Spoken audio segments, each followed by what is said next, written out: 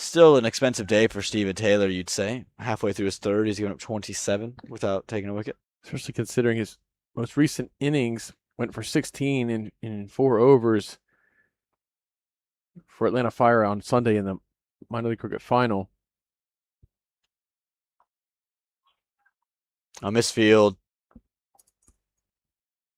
can't really afford things like that.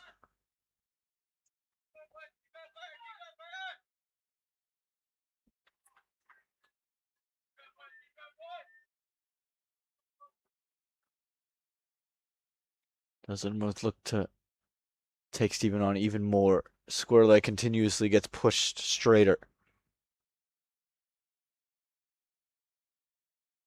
Oh, delicate.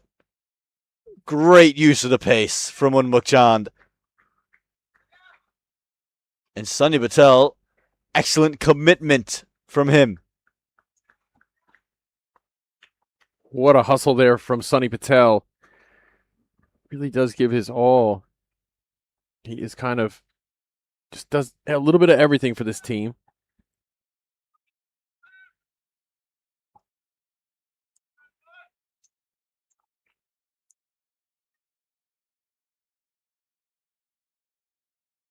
It feels like Steven Taylor is in the game with Sujit Naik. So much so. Yes, he hasn't created that one opportunity yet, but you feel that you're so close, and that's why there's a catching cover. Look at this. Another misfield. Second time in the over. Cannot do that. 3 overs, 32 Taylor's given up. It's 81 for 2.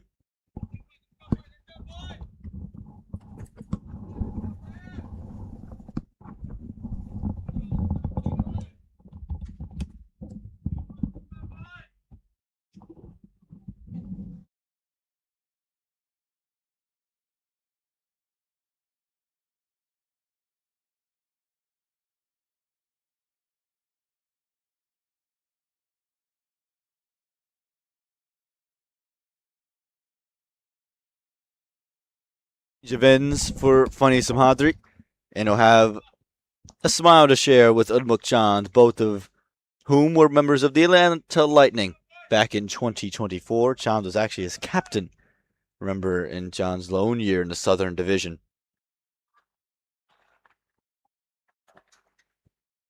Yeah, that's right. Fani Samhadri, he did one season in Major League for Seattle after that year where he led the league in wickets. Took an astronomical number of wickets in 2022, cleaning up everything as a closer pretty much. Took most of his wickets in the death.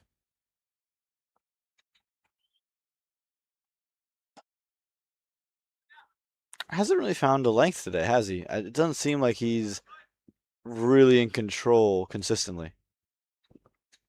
And we haven't seen a ton of those slower dipping deliveries either yet. But yeah, that's 2 full right there. Now, if he's throwing his best dipping slower ball at that same arm slot, that thing is going to come down and pitch at Yorker length for sure.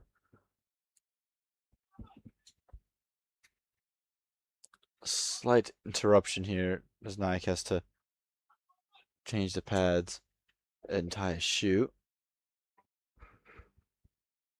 What's the plan to Unmukhchand? 47 runs to his name.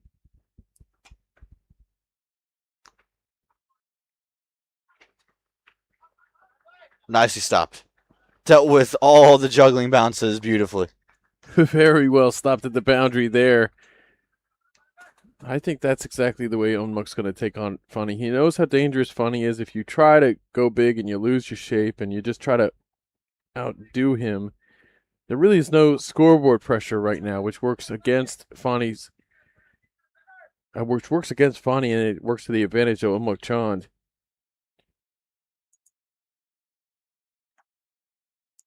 And 50 for Unmukhchand, carrying over his unbelievable form from Major League, from Minor League, in to this Atlanta Open. It's continuing a great summer into the fall for Onmuk Chand. He's just ever present. He's always in the conversation.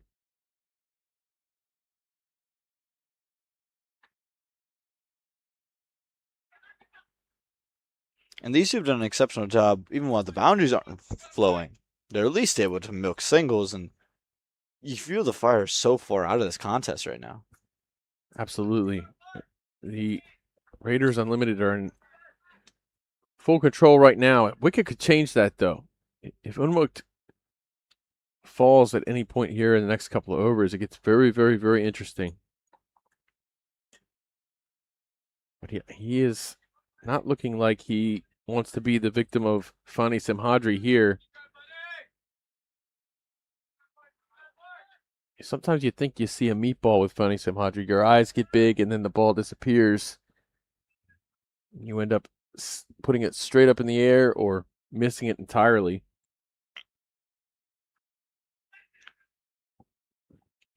Right now, it feels like the Raiders are in cruise control. After only managing to get to 130, they are already in a great position. Moves the score to 87 for 2. Yeah, this is the driver's seat. You want to get to that 15th over with wickets in hand, and they got a mess of them right now. They got a whole heap of wickets in hand. Only lost 2 for 87 runs. Here it is, Stephen Taylor with the ball still. Yes, he had that expensive first over that went for 16 runs,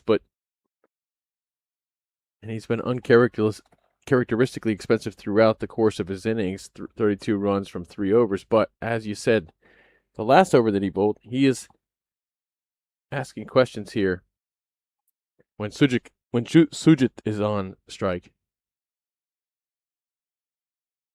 You got to imagine Onmuk Chand is seeing the same thing we are.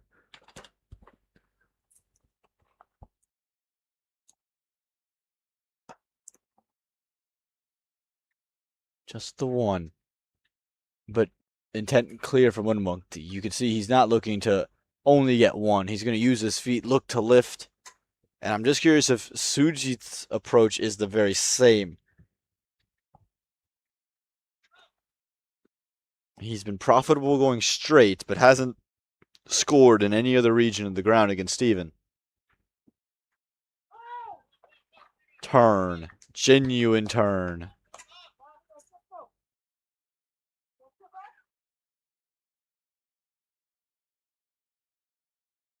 $28 runs from this partnership. Better at backward point. Here's the pressure that you spoke of. Here's where Stephen Taylor, he's been at his best today. Yeah, he likes the lefty.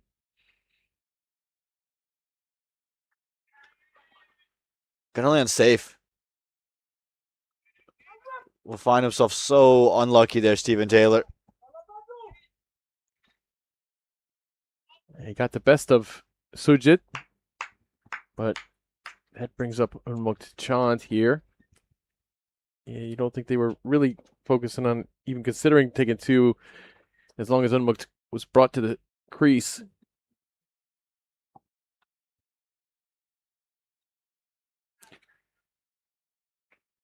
Very, very simple. Stephen Taylor has his man. It's 50 and out for Unmuk Chand. Looks like Charania was the one that was underneath that one, and he was underneath it so long that he almost second-guessed himself.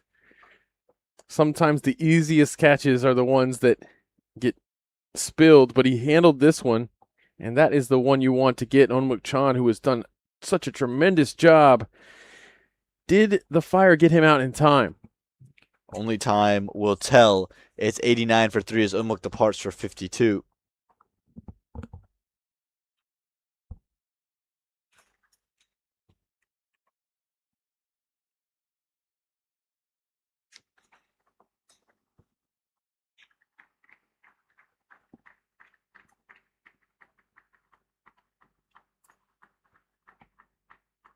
Snell Patel, it looks like. Coming into the middle.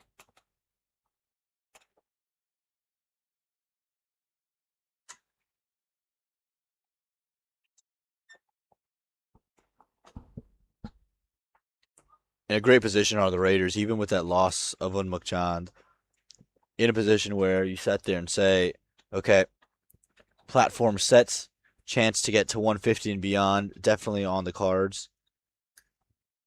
And Snell Patel, he's someone who comes in with a reputation of his own. He's played a lot of cricket back in India. 40 first-class matches to his name. Has a first-class average at around 30.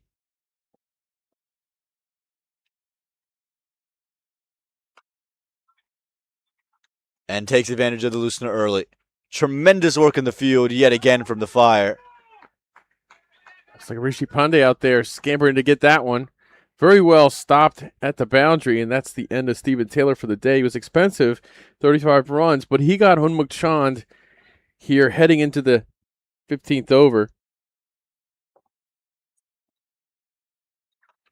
Snell Patel, Nate, someone who has been all out on the Pacific Coast, out for the San Diego Surf Riders, had a pretty decent minor league this year.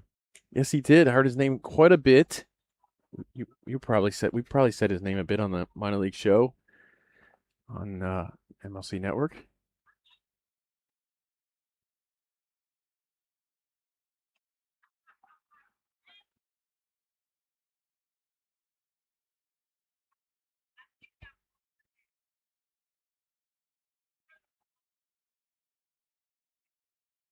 See a lot of traffic being directed out there.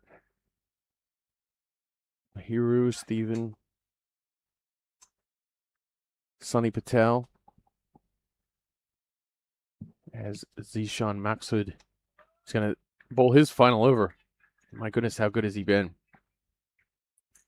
He's only given up 9 runs. That's ridiculous.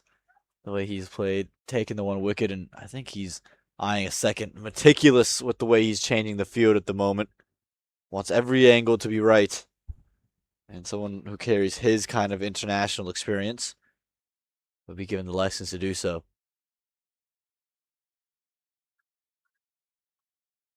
It's remarkable how much that ball just kicks from really out of nowhere. It's done it all day. Come on, at this particular end, we've had some surprises, some highs and lows. Seems like more highs than lows as far as the bounces have gone.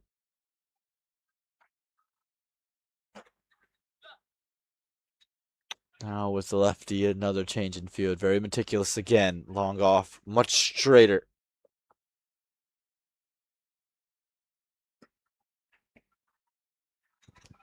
Naik wants 2. The Fire have been exceptionally quick in the field. Very quick in the field. But this is what you want with the Raiders. Unlimited. Not too long after the wicket has fallen. Rotate strike. Stay in the game. Keep the spinners from pinning you down and setting you up.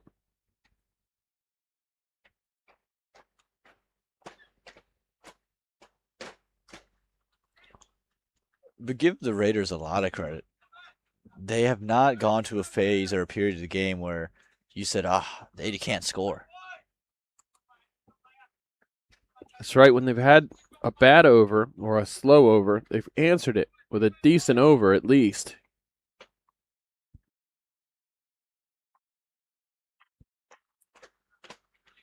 Really only were building up a lull there between overs 9 and 10, but that was alleviated by a big 6 there towards the end of the 10th over, just in time, helping to relieve some of that pressure.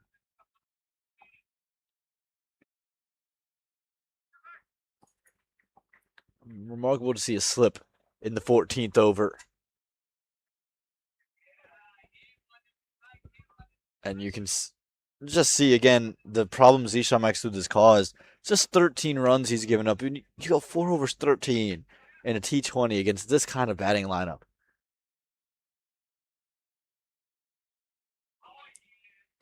Goodness, that has ended up arguably passing at head height. Close to 15.94 for 3. Yeah, it's a good thing Lahiru's got some of the best gloves in the region and the reflexes to match. Well, we are in here for a good finish. 94 for 3 with 5 overs left. If you are Raiders Unlimited, you're happy. You're very, very happy. If you're Atlanta Fire, you know you got to do something quickly. What do you reckon the Fire are happy to chase?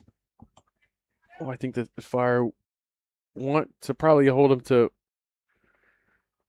130 or less for certain. Puts a lot of pressure on you. You get any north of that, even 130 itself, I think. The thing that the Fire have in their favor is just the depth of their team.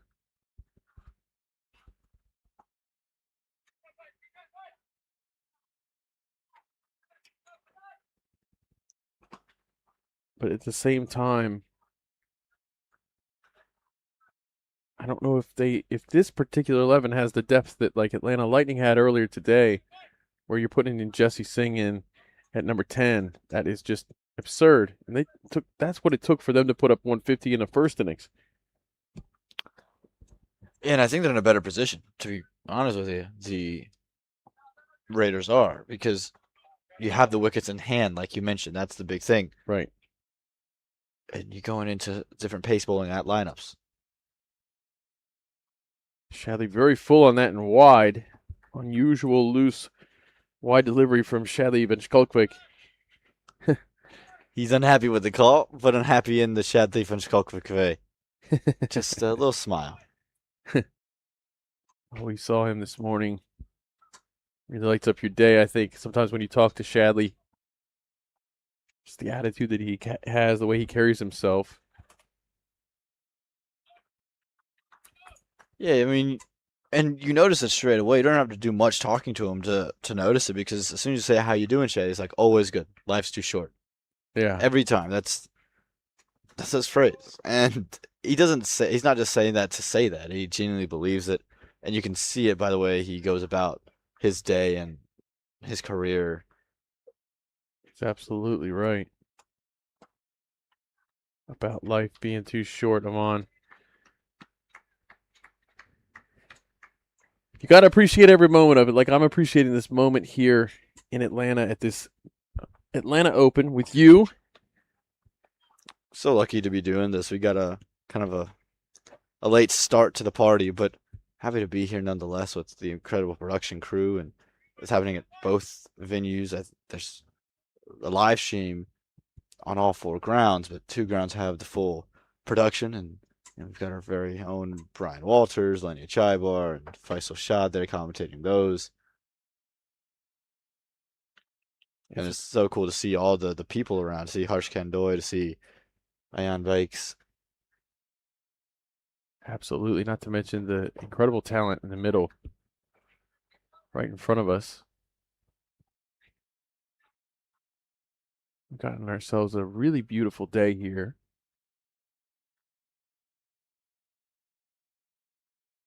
And we are almost 16 overs through this first innings.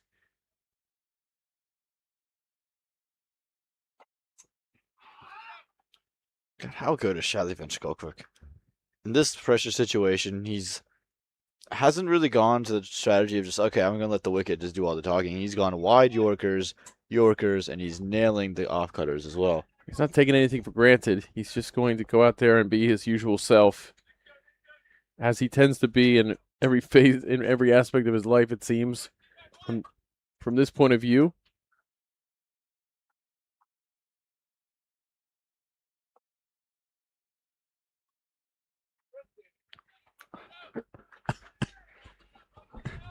Well, that was some interesting bounce on that one. A slower ball that's just gone into the wicket and is absolutely ascended up, and you can see Snell Patel not really sure where to go or what even to offer, and almost better off to just leave those types of deliveries. But it speaks that it's not going to be easy to bat in the second inning, so every run that you can pile on, ever so valuable. Struck, but not well enough. Just a 1 to long on. And that'll wrap up the over after 16. Raiders Unlimited 99 for 3.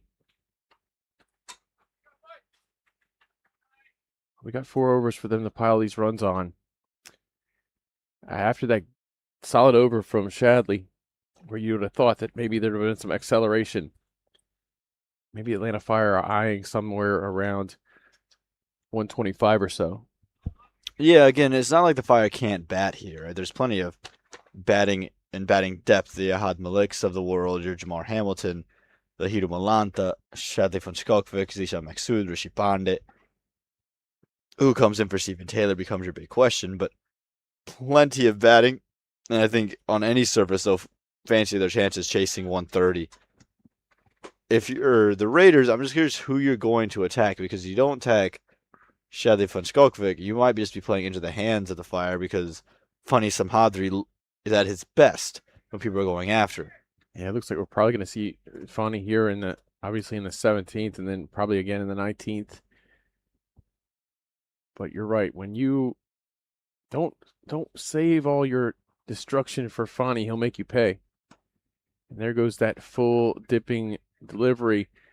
Stopped well, and they're going to hold him to just 1 on that. Very good job in the field to get that ball in quickly. Funny Samhadri had been struggling with his length throughout the day. He felt that he was probably just touched too full. But this is where, again, his fuller nature becomes so valuable, because he gets the dip because of the revs that he puts on the ball with his cutters, and also that low arm slot that he'll just utilize every now and again. Right there, lower arm slot, much quicker through the air, much more difficult for Sujit Naik to get underneath. Absolutely, and because of the lower slot, it doesn't bounce as much as you might think it might. And you saw Lahiru on the prior ball back for the lefty. Now he's up at the stumps for the righty. There's that slower ball, and it's up in the air. Fielder under it, and he spills it. Fani almost took the wickets that Fani takes, but he was prohibited by a sloppy job in the field. Well, so casual about taking the catch. It was it straight to him, and he wasn't even in position to take it. Slower, wider arm slot. Everything was kind of patented Funny Samhadri. And then right here, look, he's just so casual. Try to just walk into it. That's poor. That's really poor from the Atlanta Fire. Yeah, really rough stuff there. I'm going to run 2 on this.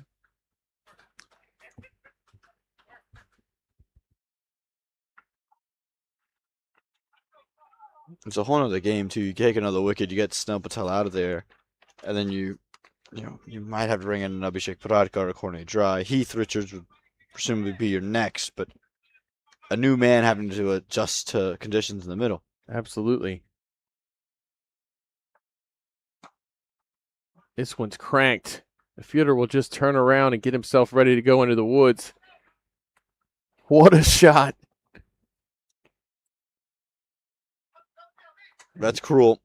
Should have had the wicket, not of Sujit Naik, but momentum would have changed. Instead, you just slightly miss your length, and Naik says, "Thank you. See you later." Score moves up to 110 with 1 ball left in the 17th. Well, this over just went from being a disaster for the Raiders Unlimited to being a major success. 11 off of it so far with 1 ball to go. That was just absolutely annihilated by Sujit Nayak, who's showing some of that destruction that he put on display last season in the Super 8. Yeah, and it's the reason he was picked up in Major League Cricket by the Seattle Thunderbolts. That's a side that already featured 2 left-arm spinners that they were going to retain, and Harmeet Singh and Ali Sheikh, both of whom bat from the left.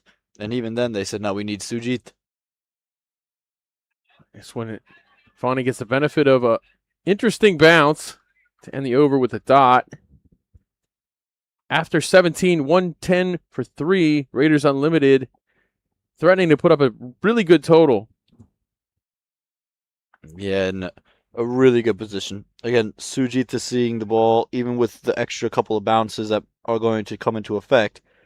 if he gets a hold of a couple, they're going to be gone. Snell Patel at least is able to find singles. It's not the formula that the Fire would have wanted. No, you got to keep your chances. They spilled Snell Patel there on the third ball of the 16th over. We could be dealing with a whole brand new batter in the middle right now, trying to get his eye in right at the end. Not an easy thing to do. And this Raiders Unlimited team is full of batters who love to bat in this phase. Abhishek Pardkar has done tremendous to improve his batting over the last couple of seasons. Leaned on heavily by East Bay Blazers in the minor league. Keith Richards, of course, very, very destructive. And presumably he would be next to come in to bat, especially given the phase of the game. Oh, climbing the ladder there, it's a wide. Camrul is not the most thrilled about it. It's the benefit of being a smaller individual. Snell Patel, he's going to get the benefit of the doubt there. Again, it was rising. It was quick. It was marginal, but I think it is the right call in the end, Nate. Yeah, hard to argue against it. It's clearly over his head.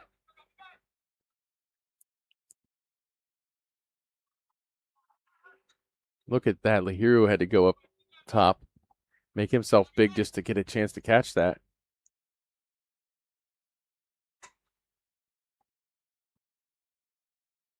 And this was in the wide, this time down the leg. Not going to dispute those, but Camrul has looked pretty good. He was handled pretty well, I thought, by Unmukt. But he did get the wicket.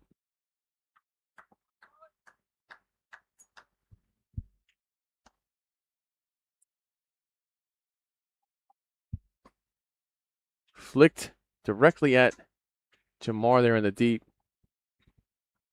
Boy, he throws the ball in so flat and hard.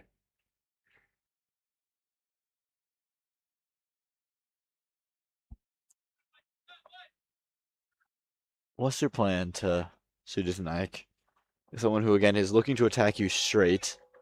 You've really got to be on a length here trying to slide across.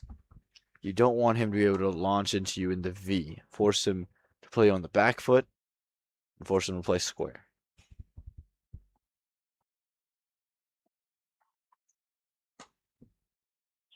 Flashed to the boundary to the chase, but it's not going to end in the favor of the Fire. 4 runs for Sujit Nayak. I think that's too easy for him. Again, he's so good on that front foot. When he can clear it, he can just then throw his hands. He's got great hands to the ball. You'd rather want him on the back foot, trying to take on the bounce of this surface. You see him handle the full deliveries to the offside very well so far for some boundaries. You know what he's capable of. Camrul saw what we saw when he blasted it into the trees. I think you're right. You have to hit length with him. They've just moved another fielder over to the offside.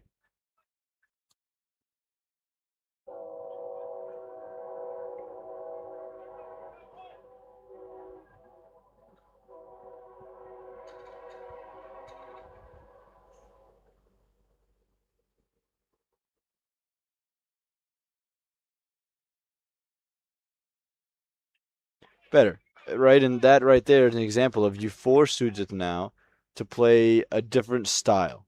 He's not able to clear his front foot, wait for it to be full, and use his hands. He's had to now go to innovate, try to take it into the onside, and then have to deal with a bounce. So you give him multiple things that he's dealing with, and that's where you've seen Sujit Nayak struggle, whether it's minor league, major league, or here in Atlanta. Up in the air. Saved at the boundary by Jamar, but it looks like they'll throw it in and they're going to signal here. Yeah, stupendous by Jamar Hamilton. I think he kind of bailed out of the catch at the last moment. And then, have a look at this. One-handed, climbs the ladder, Full air Jordan. Gets it back in and keeps it to just 2. Yeah, great job by Jamar. Boy, he is just everywhere. He doesn't need the gloves in his hands to make an impact in the field. Now wide is given here as Camrell targeting the wider delivery.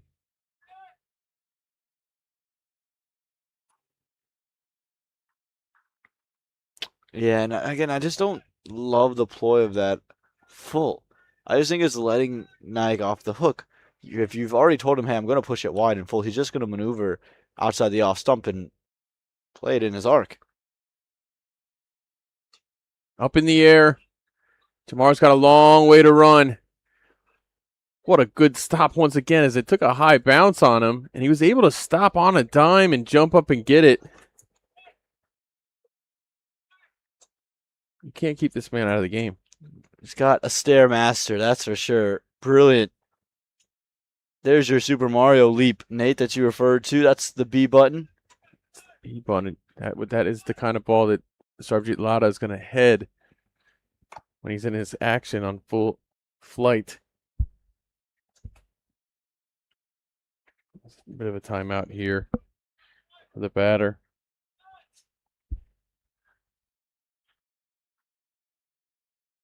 Nike has quietly moved to 38, just off 31. And if, again, he stays until the 20th over, 150 is not the only thing on the cards. Full. Doesn't do anything with it, though. Just going to be the 1 run. That's going to bring up, finally, the end of an over that featured 3 wides.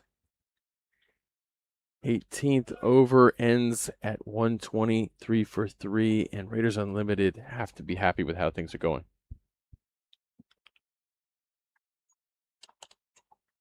You're just curious to see what the Atlanta Fire are thinking now. Like, do they believe that 150 is a chaseable total here?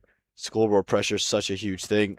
You see something we've seen more and more in T20 cricket are these strategic retirements. And given we get to this point in the game, in this phase, you're seeing the retirement of Snell Patel. Yes, he was dropped. And I'm not too concerned about that. They want to bring in one of their bigger hitters, someone that can come in and just whack the ball around. They've elected to go with Daniel Lamb. Daniel Lamb from Sussex. See Danny on the back of his shirt there.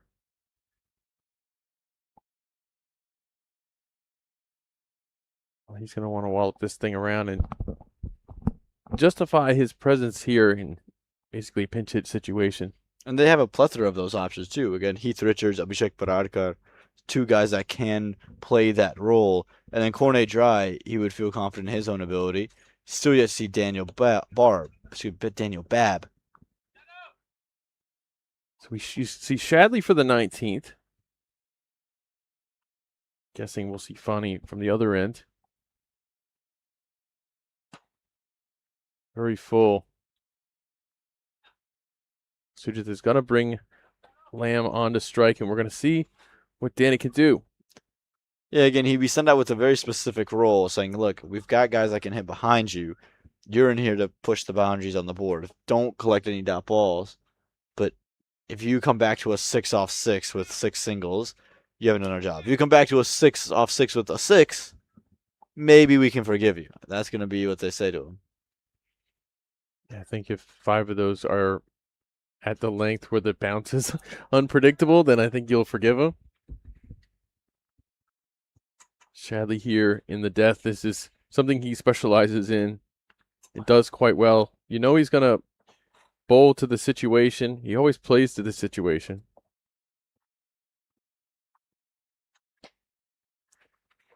Turned on, high in the air.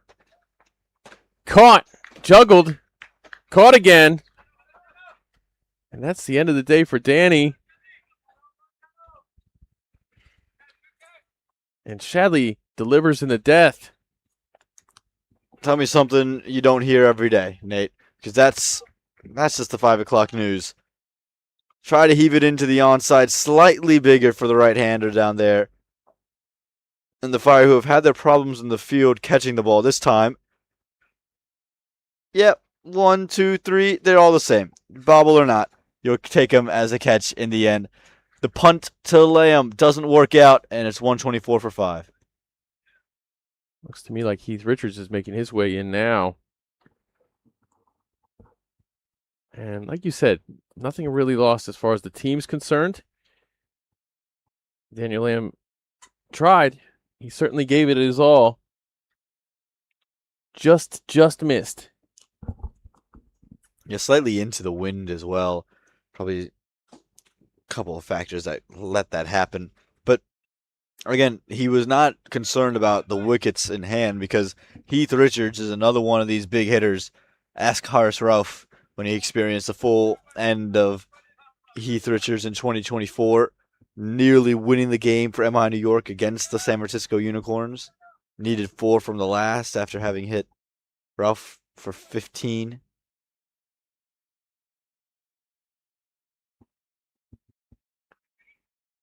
Shadley finally takes a wicket here. He's bowled quite well. Only 15 runs so far. 4 balls left for his day. And Heath Richards. You see the intentions there from Richards. He's off the mark on the first ball. The thing about Heath is he tends to give himself an opportunity early. He's not going to just try to rush his way through unless the situation absolutely requires it. But you sit there and say, okay, I can take a ball or 2 balls. If it's not there, just push it. Sujith is batting well. Let him be the main guy looking for boundaries. And then when my time comes, I can go after it.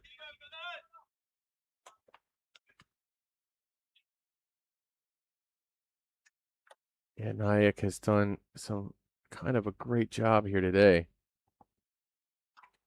Oh, he annihilates this. Just smokes it. It's a backyard ball. 6 runs. Just waited on the bounce. The bounce was odd again. Another one of these cutters from Van Skolkovic.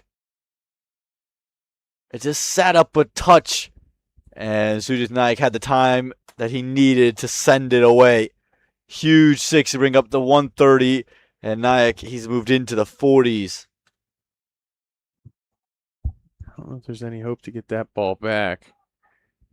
It looks like they already kind of have one in the middle just in case they can't get it in any kind of time.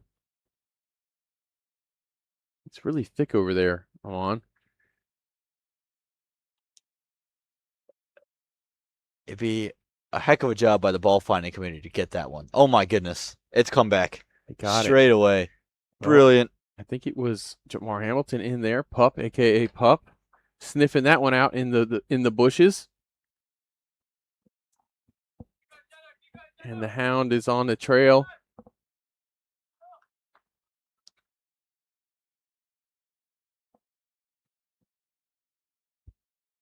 Well, 2 to go here in the 19th over. Raiders Unlimited 131 for 5. 2 dangerous batters in the middle right now. Sujith is on fire. He's hit a couple of massive 6s so far today. Heath Richards equally capable.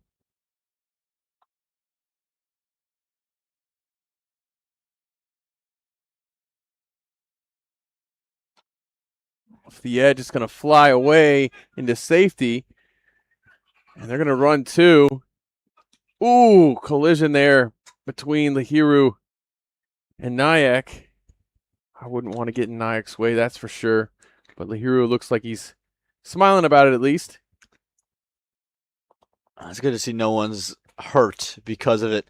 Both individuals, I think, were just caught up at ball watching. Lahiru obviously back turned, and Nayak just trying to time his run. And last second, able to just brace himself.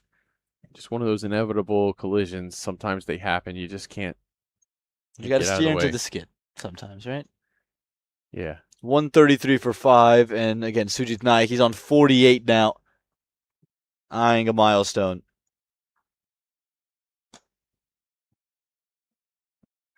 I see he might get it here as it goes away for 4 runs. Nayak, raise your bat. 52 from 36 so far. And he's got a whole nother over to work with. Oh, captain, my captain. Sujith Naik's been brilliant today. 137 on the board in his 52 off 36 after his initial struggles with Steven Taylor have really led the way. Remember, the Raiders are in a situation where if they lose, they could almost effectively be out of the Atlanta Open on opening day. So they needed a big stand, won the toss, chose to bet. Unmukjan started the day, and Sudhit Naik looks to finish it.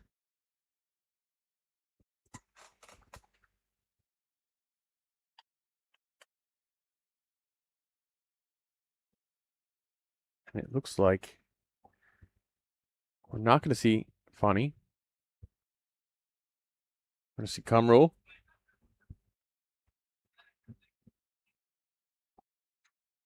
He's got one over to go. Bit expensive so far, 31, but with one wicket. And right now, Raiders Unlimited must be looking at 150. They got to be telling themselves they can get there with Heath and Sujith in the middle. That's a mammoth total. As we've seen this wicket do some strange things throughout the day.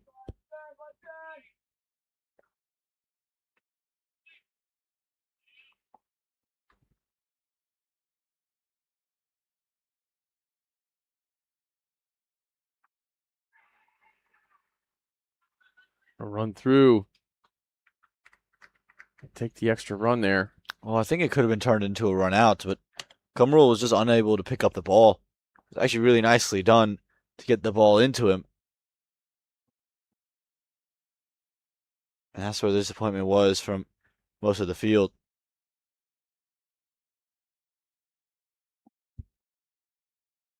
Well, Sujith won at strike.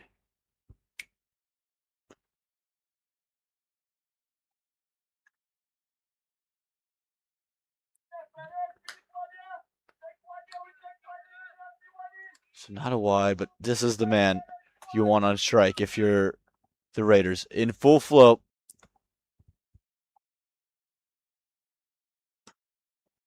Walloped up in the air, but not far enough. Fielder under it.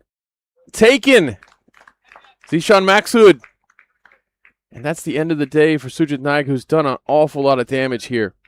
Made it look really easy on the boundary. He was underneath it for what seemed like an eternity. It was hit so high. And he's just tight-roped that boundary. He's made sure he knows exactly where he is. And at the last second, just throws his left hand out. Yeah, so okay. No worries. Casual. I tell you, those aren't that easy. But that's the end of the captain, who's played a brilliant knock today. 138 for 6. And it brings out a man who the Atlanta Fire aren't used to seeing in another color. Yeah, Cornet Dry. We've been talking about how many guys can come in here and smash the ball. Cornet Dry can certainly do that. Also have Abhishek Pardkar on the bench, so but these guys can absolutely smash Cornet and Heath. And it looks like it was a great decision to turn to Kamral so far with the single and then the wicket. 138 for 6. This was heading directly for 150. An interesting shot there from Cornet. Really, really cool shot, Aman. This is something he's added to his game in the last couple of years. I felt like in 2023 he got carried away playing it. But to the seamers, he's actually gotten much, much better playing this stroke. Saw pace on the ball. Said, yep, absolutely, I'll take advantage. Fine leg inside the ring. And again, this is part of playing so much T20 cricket. The bowlers that give you big shots with the bat tend to just find new ways to score. An added touch from Dry. Tries it again. This one's up in the air, and it's caught. And that's the end of Dry, who delivers a 4, and then the wicket, and Raiders Unlimited at 142 for 6. And this is where, again, I felt like Cornet Dry let himself down because he's got other shots, but I feel like he just gets a touch carried away with it. He just tries to keep forcing it. The first time, yes, you're going to catch the bowler by surprise, but the second time, a little bit of adjustment, slightly slower, Well, leading edge, and simply done. He said he's got other shots. I hope our friend Joe Hickey is watching. Maybe a good research project for him is to see how often Cornet plays that shot this week. He's played it 2 for 2 right now, 100%. Strike rate of 200, average of 4. Is it worth it? We'll have to wait and see. Abhishek Parad got a new man in, and here's an individual who has been given more and more responsibility with the bat. And again, so often we'll talk about a USA seamer, and we'll talk about a third option. Here's a man who's made a debut, who is around the team, but it hasn't made a permanent fixture for himself in it. But his performances with the bat this minor league season prompt you to think, he could really be something special, especially given the fact that he was a regular season leading wicket taker. That's true. And also, he's batting from the left. It adds a whole nother wrinkle.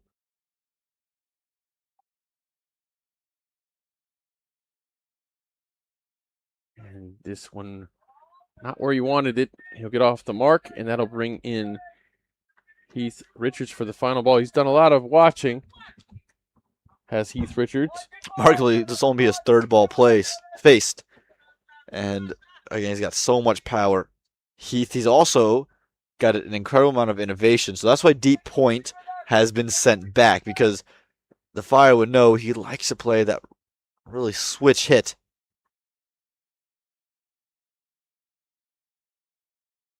There'll be a wide delivery. They'll have to do it again. So 144 with one ball left. Really big total right now on this pitch. Obviously, Atlanta Fire, having played here probably more.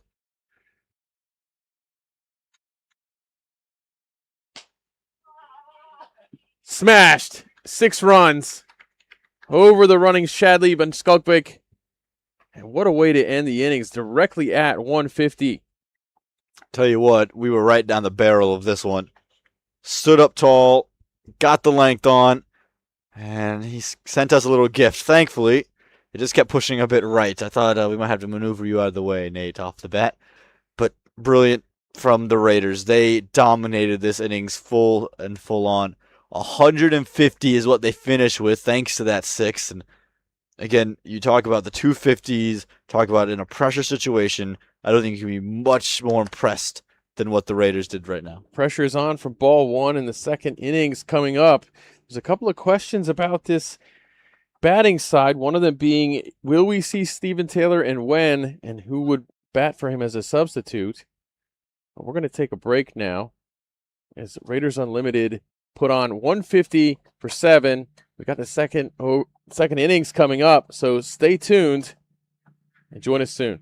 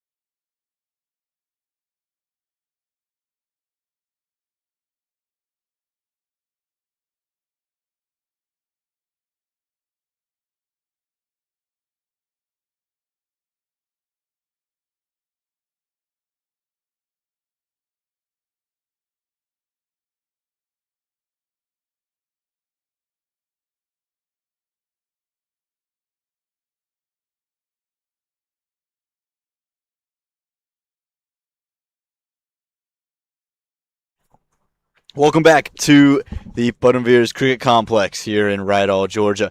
Innings number 2, and what's set to be a thrilling chase. The Atlanta Fire need 151 runs in this second innings to claim victory and essentially knock the Raiders out of the Atlanta Open before it's even begun. I'm Owen Patel, joined by Nate Hayes. As always, Nate, we have an absolutely sensational task on our hands and an absolutely sensational sight that we'll be able to witness here to close out the day in Rydal. Yeah, absolutely gorgeous. Everything about this is preferred by me. Beautiful day of cricket. A nice challenge for a very good team. And they're going to start off against one of USA's best bowlers. It'll be Lahidu Malanta and Rishi Pandey set to open with Nash Kenjige, like you mentioned. So left arm spinner starting to the left-hander.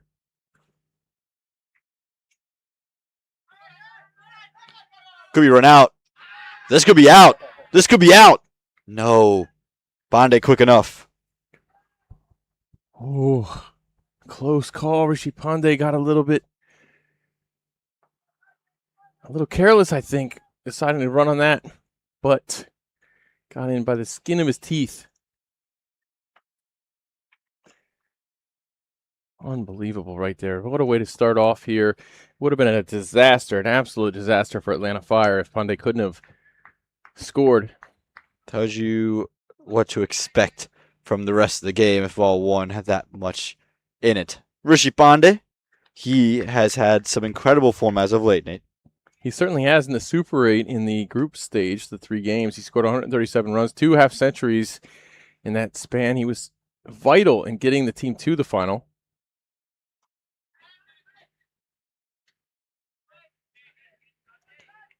And I remember talking to him afterward, and I asked him, like, has the intent changed? Was there a real intentional shift? He goes, no, this was just my natural game. Things just seemed to click. So that's the way he wants to play his cricket, that kind of strike rate.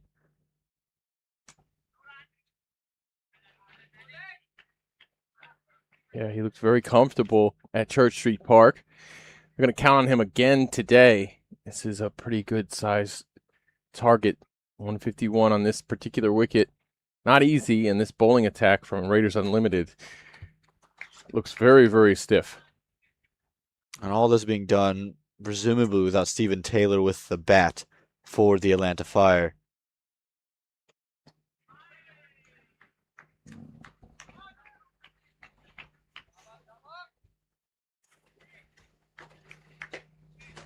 Always great to see Nash Kenjige. Again, one of the staples of that USA setup and team.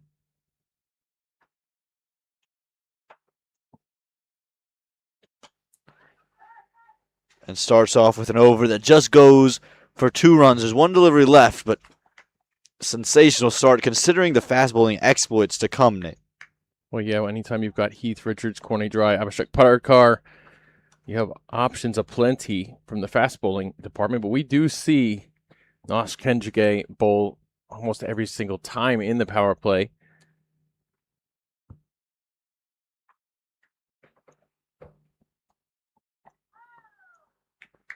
Have to rebold that one. It's a unique thing to see a left arm spinner really be so effective in the power play. He did it in the T20 World Cup against Pakistan. And wherever he goes, he's given so much trust. Oh, just over. I reckon that's a lot closer to a catch.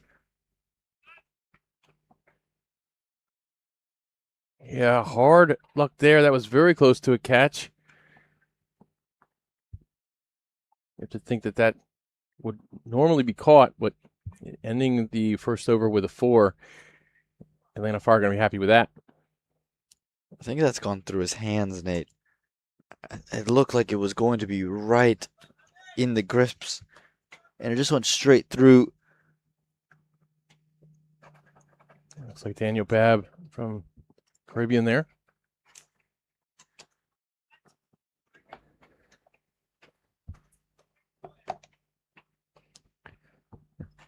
Yeah, again, I believe that just went straight through his hands. That is a tough start because you get Lahidu Malanta out, and it also sets up Nash Kenjige's game, doesn't it? Because You have the left arm spinner going to the left-hander. That's a matchup the Fire would prefer. But on to the pace bowlers. Abhishek Puratkar 7 for none. After the first, he's in to try to reduce that output. Yeah, Abhishek. And one of the things Rishi Pandey has done quite well is give fast bowlers trouble with length. You can't miss short with Rishi Pandey. He'll make you pay. He's just so good at the back foot shot. He's so good at turning good length balls into something that's too short.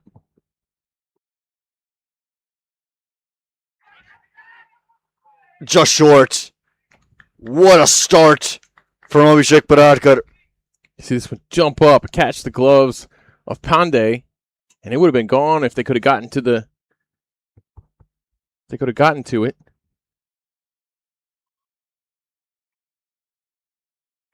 Sensational start. Again, the length here to target is the good length, and we've seen the ball just zip up when you bowl seam up and you hit that green patch.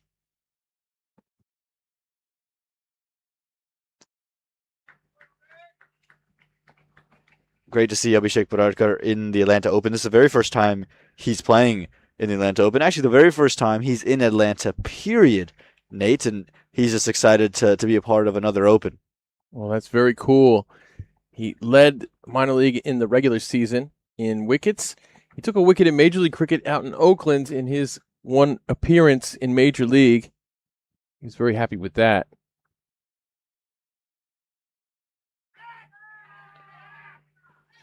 I think it was just pad. I think it's just pad. Given. Lahiru saying he's dropped it.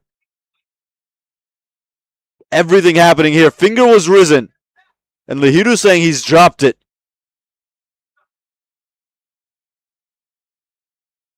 Oh my goodness. Absolute chaos. They're going to confer with each other just to make sure they get the call right, which is what really matters in the context of everything. Given not out. Deemed to be a drop. Was it bat on the way through as well was the other question. I think it came off his hip either way, Nate. It's tough. But it was dropped, that's for sure. Single for Rishi Pandey after all that. Finally gets away. It gives Puratkar the first run against him. Yeah, well stopped there. Mid off.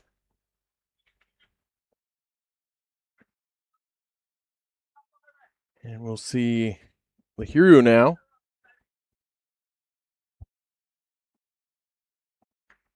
Come on, Lahiru's got some versatility. We've seen him bat.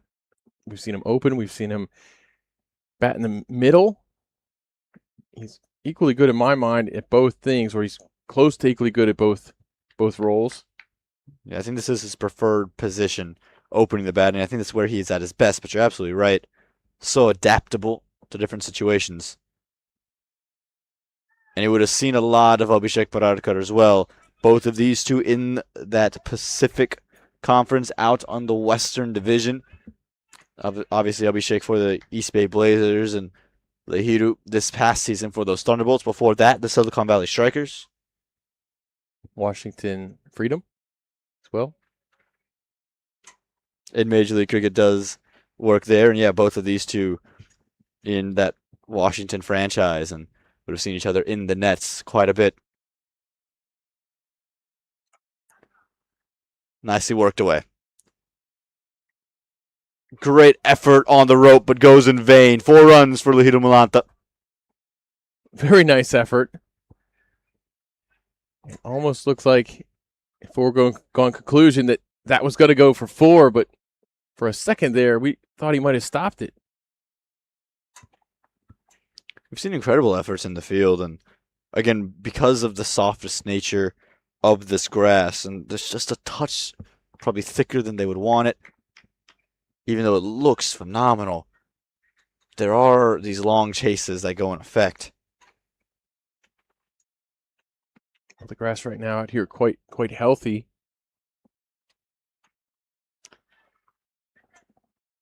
There it is. Baratka has his man.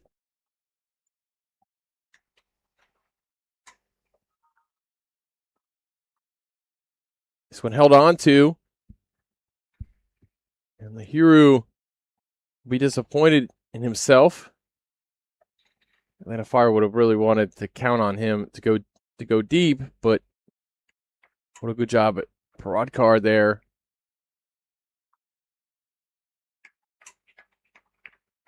And he gets his first wicket at the end of 2. Atlanta Fire chasing 151 there.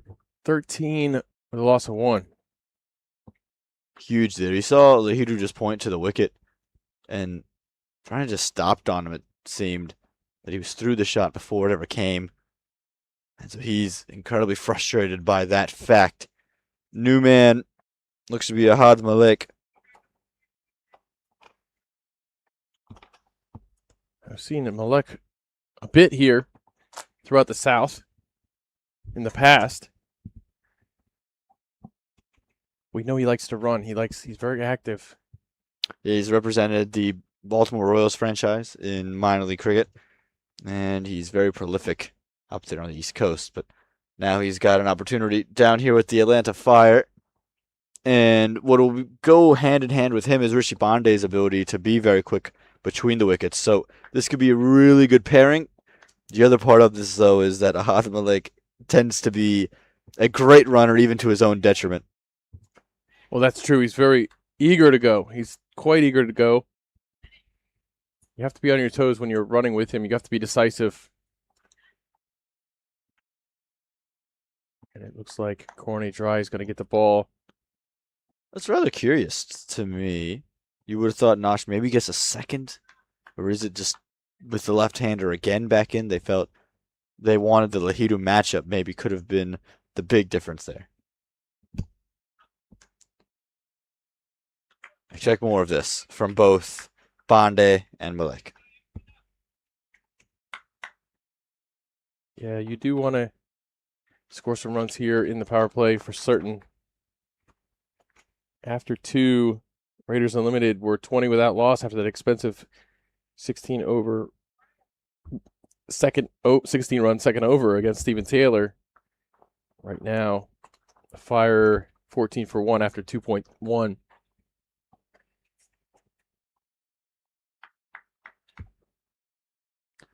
And you see the field shifting for the left-hander as there's not a deep third, it's deep point. So Corney maybe just planning to be a touch shorter and a touch wider.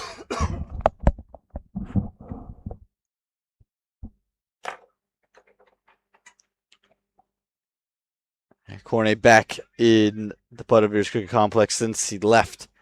Remember, was a member of the Atlanta Fire for the first 4 years of minor league cricket. When you thought of the Fire, you thought of Corney Dry, and has since made the move to Philadelphia, has his job up there as part of an academy up there with Liam Plunkett, and was part of Philadelphians in this past minor league season.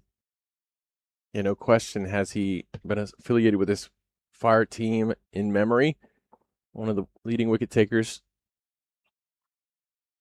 in minor league cricket history. And it's rather remarkable when you talk about the leading wicket takers in minor league cricket history. You would think about your Sarbjit Ludda, your Funny Samhadris. But Corney Dry is maybe your one traditional pacer that's on the list of your top 5 leading wicket takers. Yeah, that's true. Very true.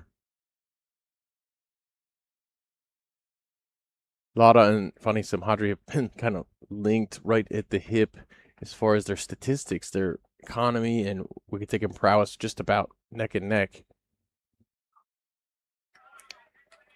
Excellently well bowled from the big South African. Corney Dry obviously has been in Major League Cricket, and he's been a part of the LA Knight Riders since their inception, and has been given opportunities every now and again, but it seemingly is so valuable because you talk about pace bowlers that give you something with the bat. Corney Dry is a prime example of that. Yeah, 100%. We know how he can go big at the end.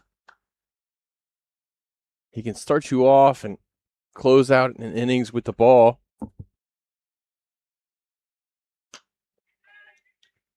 Simple task. Cornet dry has his man. Pandey, unable to continue that form from the minor league cricket postseason. He's going to walk away. Three from 12. Really disappointing innings from the young man. Just an extra bit of bounce that Cornet dry extracts, and this wicket high on the face. You see it completely turn in his hand, and he knew it as soon as it came off his bat. That was never going to clear mid-on. He goes. It's 15 for 2.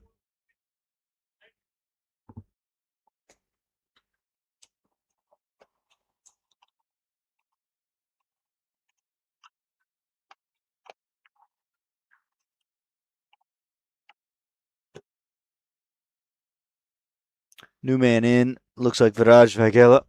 So it could be an answer to your changes in terms of your subs. Has he come in to bat for Stephen Taylor? Or has he come in to relieve maybe a funny Samhadri? That'll be a question we'll have to answer. I do like that innovation in the laws here in the Atlanta Open to allow you to just extend your batting and your bowling lineup a bit. Well, it is kind of a showcase tournament as far as the best of the best. So why have someone buried on the bench? You could argue that. Yeah, and it gives someone like Viraj Vagela, who's almost been buried on the bench a bit, an opportunity to showcase his skills in a tough situation against, like you said, the best of the best.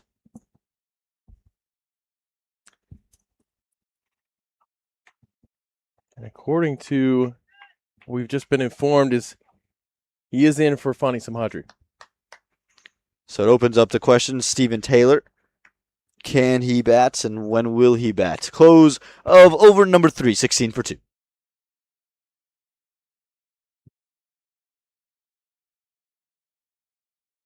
We'll fire in a bit of trouble here, and it's not going to get any easier with all the bowling inside this Raiders Unlimited squad. Yeah, no question. Again, you have 3 overs of Nash Kenjige still to come. You still have Heath Richards that can give you 4 overs with the ball if you need, or just even a couple. And then you talk about the likes of Abhishek Puratkar, Cornet dry. And then Sujit Nayak is going to bowl his left arm spin at some point in the day as well.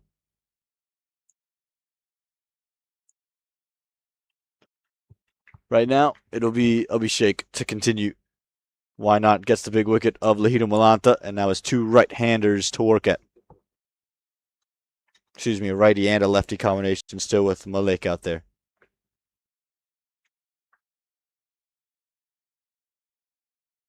Wants that one back. 5 wides, going for glory. Yeah, you don't want to let the pressure off the easy way, and this is the easy way right here.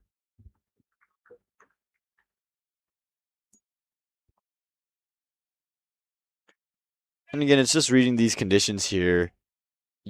With his pace, if he hits the length, he's going to find wickets. We saw it happen with Cornet Dry, and we've seen it happen in the first match with Jamar Springer and company.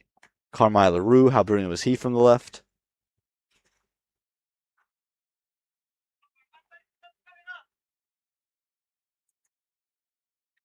It is a very successful style here in the USA.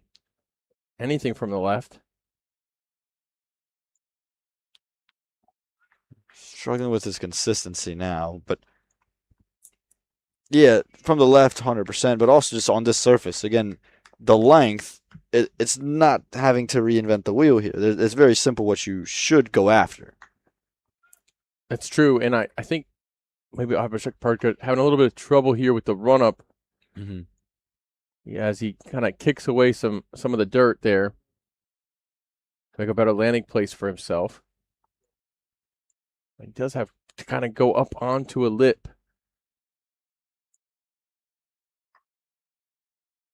Yeah, you can see the last couple strides of his delivery. He's almost just stuttering a bit. They don't seem as smooth as they typically feel. And every single time he comes back to his mark, you're absolutely right, Nate. He's maneuvering the landing crease. He's just trying to gain some footing.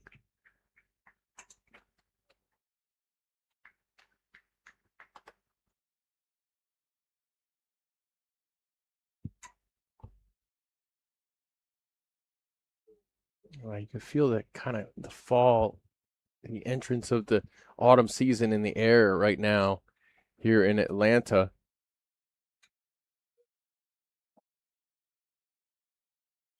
It's a very comfortable feeling. Again, we're blessed today with the way the weather started to look in the morning. There were thoughts of maybe some rain showers, and then the big overcast conditions. There was a lot of wind. It did feel very, very scary that rain at some point was going to come down.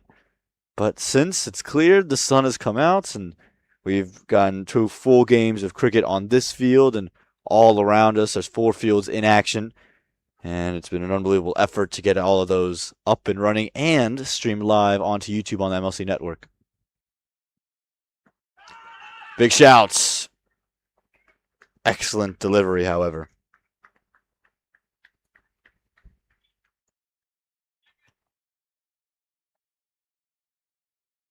It is absolutely gorgeous. You really couldn't ask for better than we have right this moment here in Atlanta. Very comfortable weather. Picture perfect. No question. Bit of breeze as well. And we'll see if the Fire can take advantage of the weather and of the conditions being maybe at least aerially the best for batting. Paradkar's really struggling. You can see frustration starting to mount with him as well. Really, that run up, that approach is really in his head right now. The whole entire square you kind of have to run up a slight hill to get to the square. And we've seen it cause problems in the past. I remember back in 2023, it was causing some members of the Marshall Raptors some issues.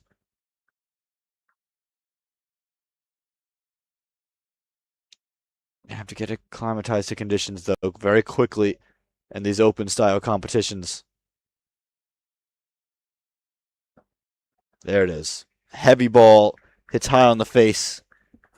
That's where Abhishek Paradkar is dangerous. Yeah, very well bowled there by Paradkar. I spoke to him recently in an interview that was published on MLC Network on this same YouTube channel. You can check that out under the Minor League Cricket content, the Minor League Cricket 2025 playlist, I believe.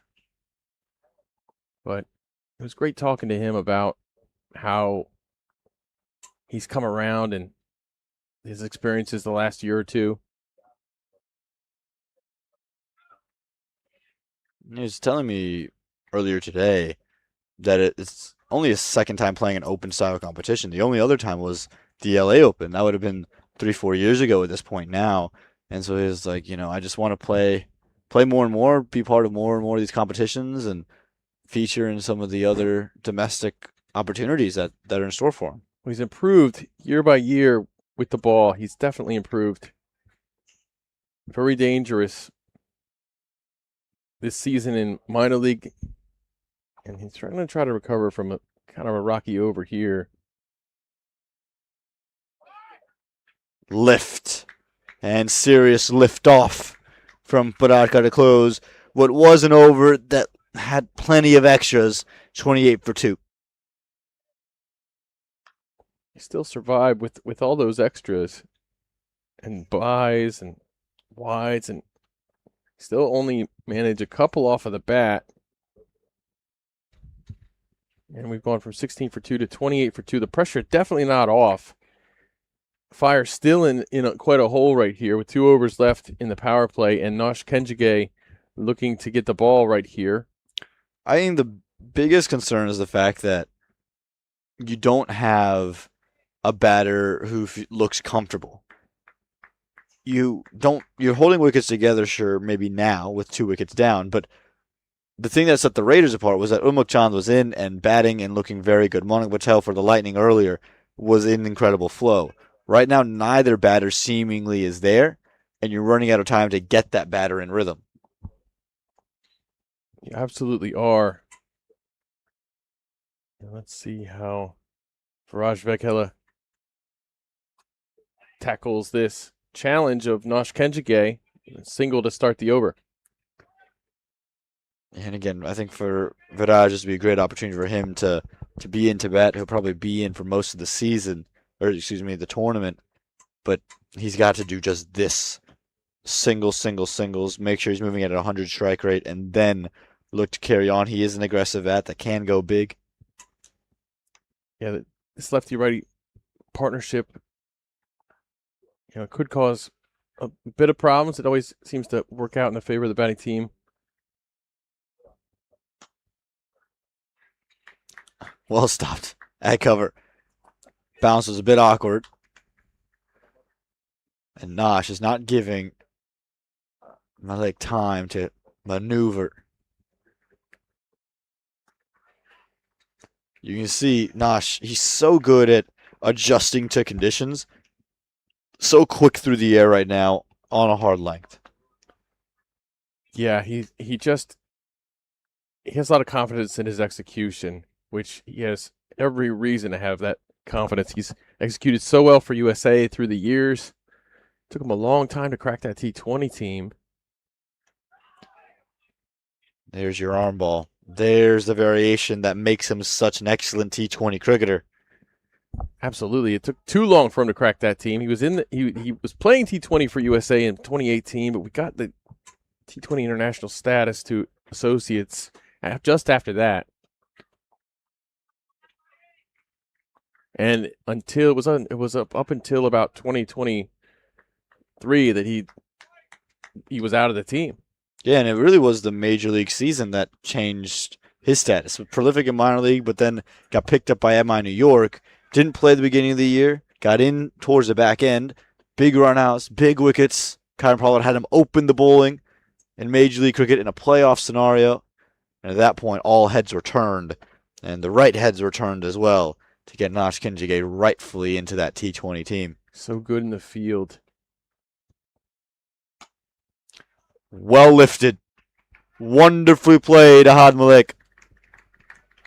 Very well played right there. Just a confident shot. See, backs away, gives himself some space, but times it well. Does exactly what he wants to do with it. Malik, while he's, yes, great between the wickets running, he's phenomenal in terms of his footwork. Doesn't move a lot, but just keeps things moving in the correct direction. Close of over number 5, 35 for 2. Yeah, you're absolutely right. He's very active with his feet.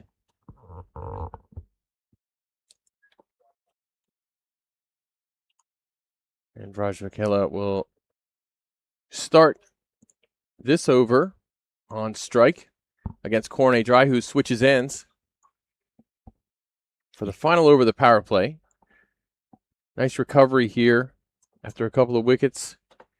Thanks to the 12-run fourth over, they tack another 7 on, which is useful. I'm curious to see if Corne Dry's run-up has any hindrance because of that little lift.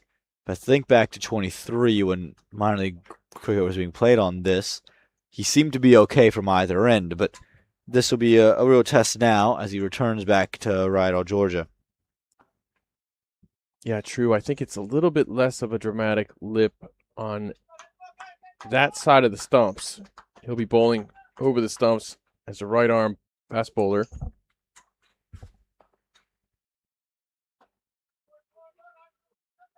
He'll know Viraj Veghela quite well, having played with him over the years.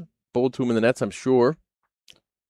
I'm looking at Corne Dry, and he's already looked at that landing area.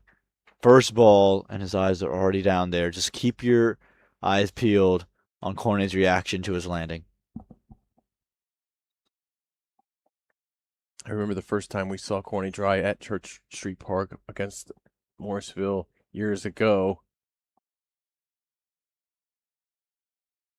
That's a wide. Corney is protesting a little bit.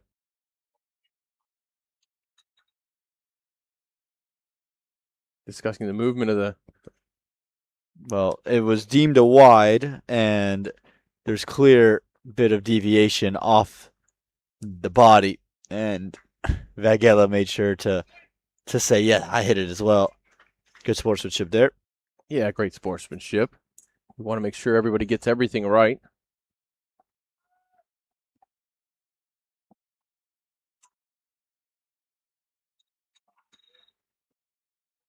Raj is going to skip free down the pitch, but the ball's going to sail over the stumps. Another dot ball, so Raj Vagela having a difficult time to getting off strike here against Corney Dry. And as I mentioned before, I remember the first time we saw him in Morrisville at Church Street Park, he was raving about the ground, and the fans were raving about his bowling. I remember how good he was and has been ever since.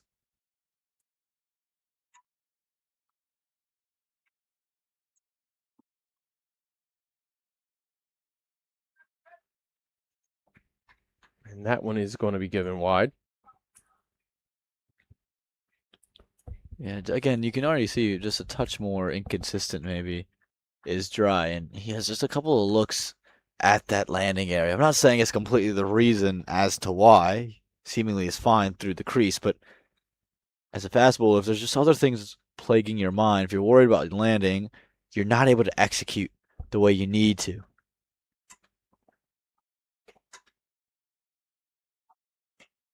Up in the air, cranked.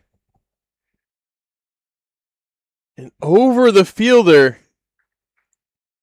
What a moonshot there. Raj Vagela lets some of the pressure off. Have some of this Corney Dry. Again, bowled together at the nets. And Vagela says, you didn't target that one, and I'm not the 18-year-old you were bowling at a couple of years ago. I've got plenty of power in my game. Well, that was a big boy shot for sure. To the moon and back. And this power play is looking interesting. Corney says, all right, we'll do it with this one. Yeah, better direction on that. Not giving Vagela time, but brilliant little battle here. And again, the Fire need a batter to stand up. Vagela, yeah, he's the batting sub. Here's your opportunity to do it. Very good battle we have on our hands here this innings. There's a lot of runs to get, but this, with one ball to left, it's been an interesting power play. It'll just be the one to end the power play at 43 for a loss of 2. And Amon, what are your feelings about where Atlanta are in terms of the likelihood of crossing the line?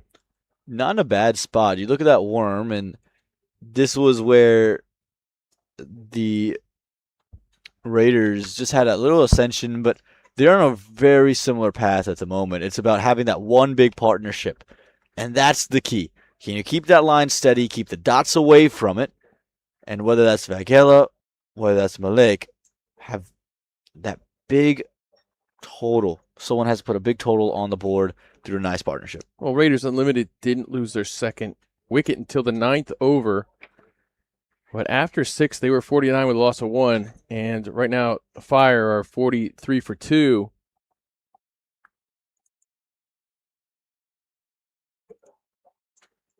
And Raj Vagela catching up a bit on that run rate. We saw him pinned there for a bunch of dot balls to start that 6th over, but released some of the pressure with a 6.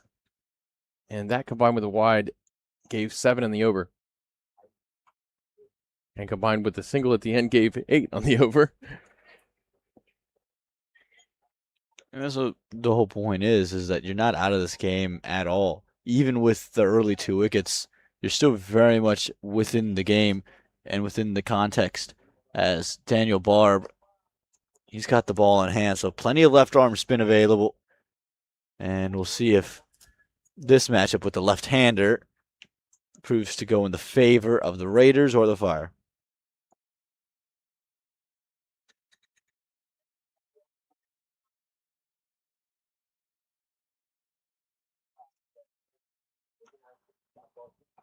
Whipped away there. And we're rotating strikes so far against Daniel Babb.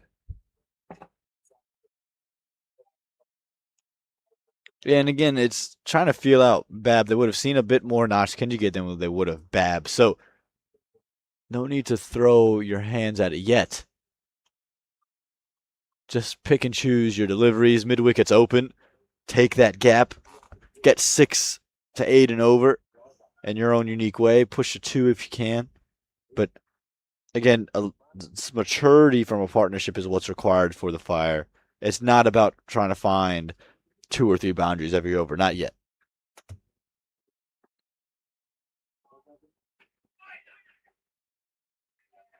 Good running there. Barrage. Intent right from go.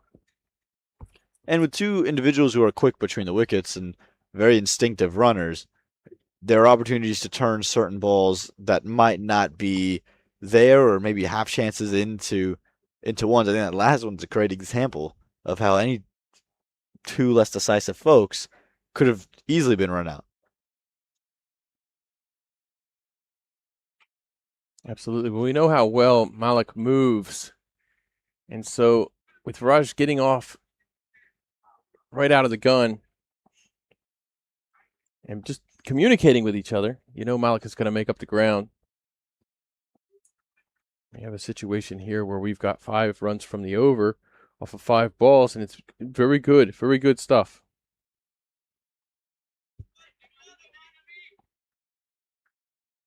I'm just going to get the 1 on that one, but that ends the over with, looks like 6 runs. 49, we lost to 2 after 7, and Amon, this is how you navigate these middle overs. Yeah, no question. Again, we saw the ascension later on from the Raiders, the Lightning, and the partnerships are what's going to be key. And you look at the early partnerships from the Raiders, the big one, you look at Snell Patel, Sujit Naik, able to hold together 34 runs of their own. You've already got a 34-run partnership here brewing between Malik and Viraj Vaghela. So if they can extend this out or get a couple more of these, you're in this ball game.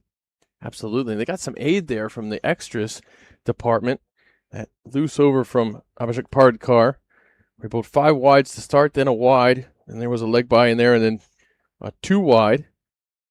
So the big question here is, have the Raiders made it easy on Atlanta Fire? And I think that you could argue that they definitely have with all those extras.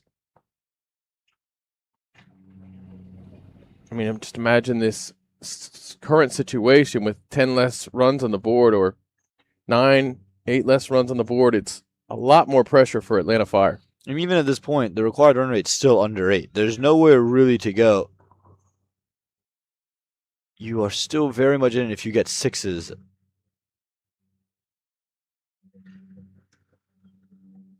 Just went a little loose down the leg here.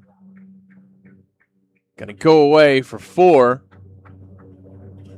And Ahad Malik did not make any mistake there. Yeah, just far too short that time from Danish. Needed to be pitched up. And even on a wicket that's very much tough.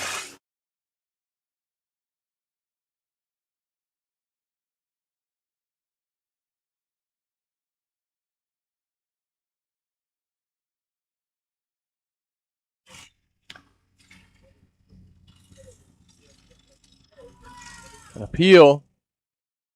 I don't think it was ever very close at all. But a better length that time. Again, the first 4, the length was just subpar. And if you're here, you're forcing the batter forward and you're forcing him to play off that grass. And we've seen already a couple of spots that will kick, will turn big. So make use of the wicket you're on. 100%. There's a replay right there.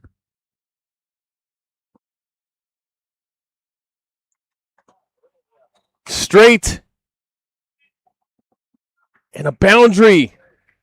Goes for 4 runs right there. Viraj Veghela. Vegela looks brilliant, and it looks in some kind of rhythm today. And given the opportunity as the batting sub comes in for Funny Samhadri, and gets a couple in his space and says, full toss. Thank you very much. Hey, you can't miss those, and Viraj Veghela is up to the task. He's tuned in right now. You got to put the bad ones away.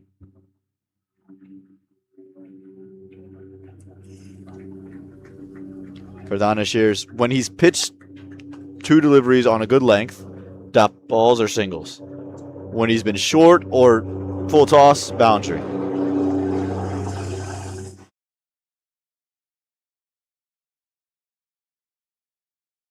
Caught. Just as we praise the youngster, he picks out the fielder.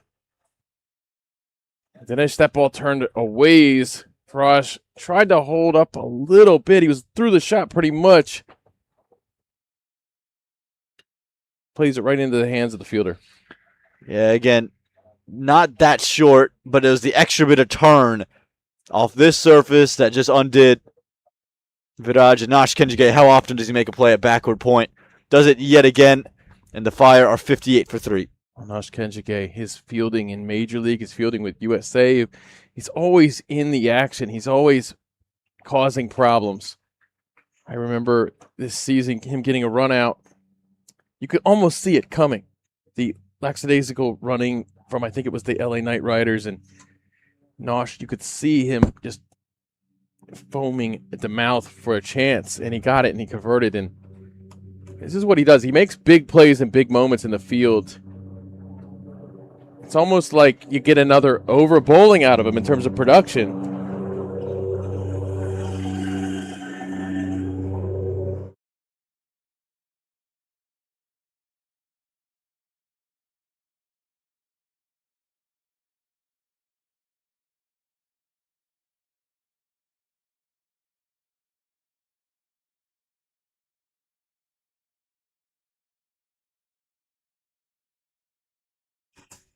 Zishan Maksud makes his way into the middle, the Omani international. I think he's going to have to play a really big role today. Yeah, no question.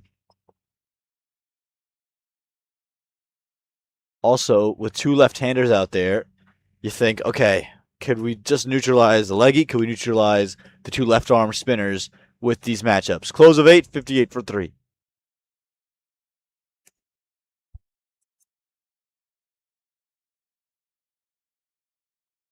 Yeah, it's going to be very interesting. Atlanta Fire have a deep bench, as we've talked about many times here. But right now in this team, they got a lot of guys who can strike quickly. You want to bridge the gap right now. I think Zishan Maksud's going to play a big role in that. I think at some point we'll see Sonny Patel.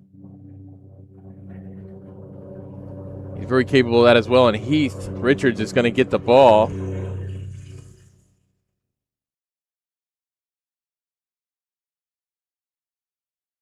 And he'll be bowling from this north end.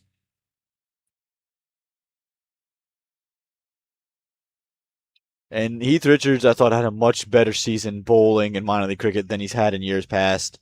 He's put on more muscle, but the thing is he looks more fluid through his bowling action. In years past, it was robotic. He didn't feel like he could get his arm around. It was coming really just so straight without real pace. Now you see him running through the crease nice and hard. You're seeing his arm come in more naturally, and he's getting good movement because of it. Now, the one thing in minor league cricket he didn't do was bowl at full pace. He was just trying to offer some control. I'm curious to see what kind of pace he's bowling at today.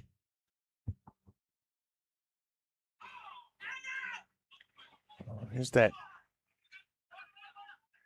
bounce we were talking about. There's some interesting stuff happening there in the middle there. Almost a run out as there was hesitation. And Heath is someone that's going to extract great use out of this wicket. This is the run-out chance. Probably would have been out had it been a direct hit. You don't mind the shy at the stumps. There's that eagerness that we've talked about with Malik in the middle. Pulled behind square. 4 runs. These are the balls that Richards had cut out really through minor league cricket, and that plagued him early on in his minor league career. It's just too short. It's not incredibly well directed. And with your backward square as wide as he is, there was never going to be a chance that a fielder was going to cut that off. And really not a good delivery there from Heath. You know, you mentioned how much more fluid he looks at than he did in prior seasons. Part of that, you can see that with the way his head ends after his follow through, where his head ends up. In a position to make a play in the field if he has to. But he certainly missed on that second delivery there to Zishan Maksud, who did not miss. And again, Maksud is so smart about the way he goes about his business. He has such control and such an idea about how he wants to play his cricket that he's not going to overdo anything. You watch him bat and it's very sensible. He's been in so many big-time situations for Oman. Absolutely. It's always exciting to me, Oman, when we see associate internationals from the Cricket World Cup League 2 in minor league, in these opens here in the USA. Very exciting to me because these are the guys that we get to see USA play against. And we have a lot of respect for them. I think great example of that, not only Maksud, but Akasha Prajapati, another one of those Omani cricketers that have found their way into our domestic circuit and started to play more of minor league cricket, more of the opens. And then you talk about your Aaron Johnsons, obviously the Canadian folks, but still, you know, the Harsh Thakkars of the world. Ansh Patel. Yep, earlier today we saw Prince Singh, Canadian. Flicked there. Put down a little bit, just misfielded just a hair, but recovered.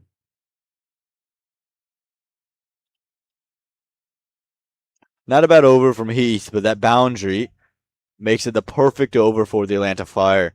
You've already picked up 9 from it. And again, the Fire don't have to do anything extravagant. 150 is a good score on this wicket, but it's not an impossible one to chase down. Now with the extras that have seemingly come on the board very consistently, thanks to the Raiders bowlers. Yeah, you mentioned it. You said it right there. A lot of extras.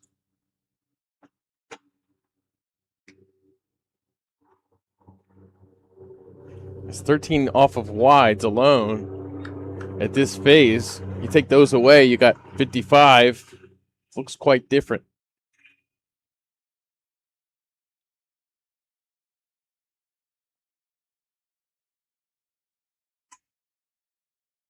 That'll wrap up the 9th over here. 69. The loss of 3. Really anyone's game right now. Yeah, no question about it. Again, the Fire just have to continuously do this. Find ways to get 6 to 8 and over, if not more. And then the Raiders have to break into this partnership. And where do they go? Is it Sujit Nayak at some point? The problem is you got 3 left arm spinners and a leggy with 2 left-handers out there in the middle. You've almost been neutralized in your options. And Canaria Ganesh is staying on. He went for 9 in his last over, but had the wicket.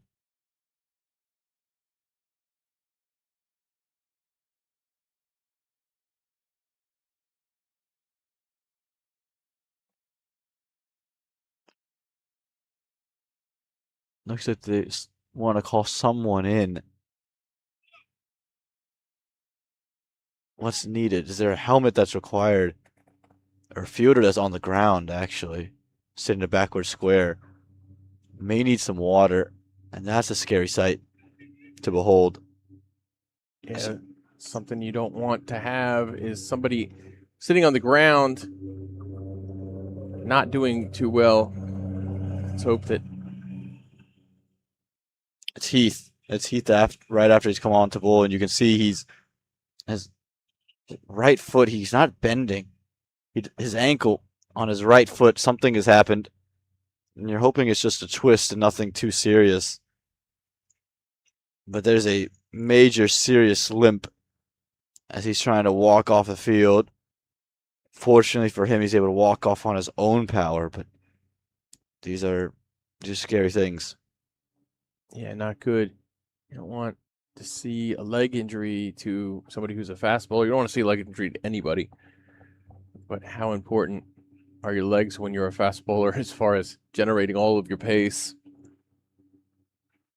He's starting to walk a little bit more smoothly now, but he'll walk off the field and hopefully continue to walk better and better.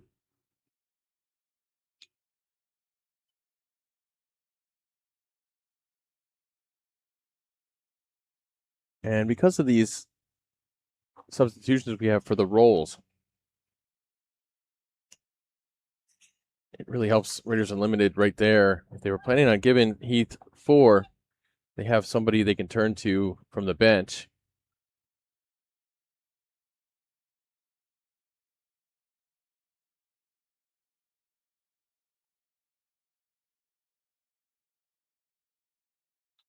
And back to that point about the two lefties. Again, you've got 3 spinners, all of whom take 4 spinners, all of whom take it back into the left-hander. So how effective can they be, and how much do you feel comfortable utilizing their skill sets? Well, if you've got yourself a really good googly that you can switch to as your stock ball, which some leggies do. Now that's impressive amount of skill to be able to be just as good as that at that. Nice safe sweep shot there, staying on top of it. And tell you what, has Malik looked good there in the middle? Has he looked comfortable and composed? Really kind of the key to this innings.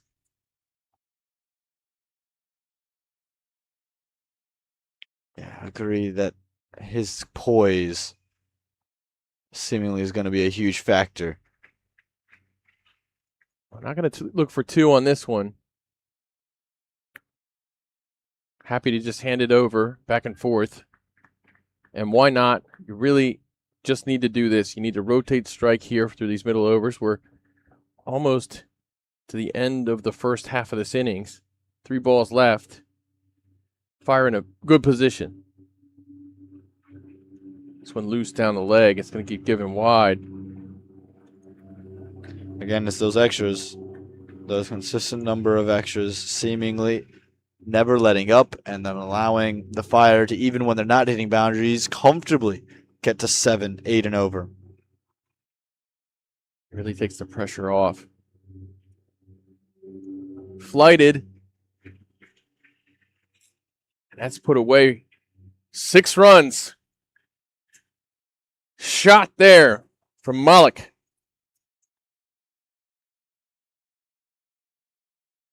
Beautiful shot there from Malik. Again, he's so comfortable against the spinners.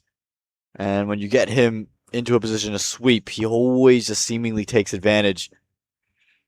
And Danish's struggles with his lengths continue. He just is unsure of where to bowl. And I wouldn't be surprised to see that sweep manipulate him into a bad length. Well, he takes a big hoik at it. Does Malik. And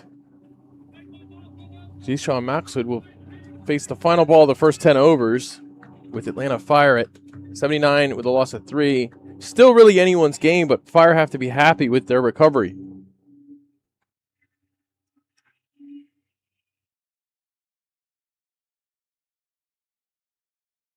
And a uneventful end to the 10th over brings up 80 for Atlanta Fire. And a loss of 3, and they're chasing 151. Pick up 11 runs in that over, seemingly out of nowhere. And that's the most impressive part about this is not only are the Fire set to chase this thing down, they might do it with deliveries to spare, overs to spare. If you go back and look at the first innings, Raiders Unlimited were at 67 with loss of 2 after 10. They piled on another 93 runs from there, or 83 runs from there.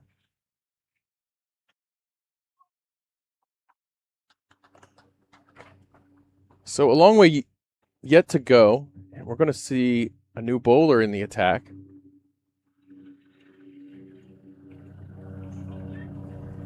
So don't go anywhere.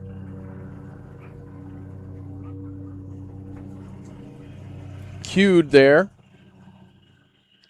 He tried to help it around the corner, but was fooled by the change of pace there. Yeah, you see Daniel Lamb has the ball in hand. And again, this is, I feel, as a result, A, to the Heath Richards injury, but B, to the fact that all your spinners bring the ball back into these two left-handers. There's that bounce. It gets away from everyone. It's rolling. They'll collect it, minimize the damage, thanks to the help of the lush outfield. Again, because of the 11 run over, you've got a little bit of leniency on your rate here. These two run nicely. And then just beyond that fact, seemingly there's no pressure. The keeper's now gone back. Well placed. 4 runs there from Malik as he continues to be the key to the innings. You just have a look at the active feet yet again.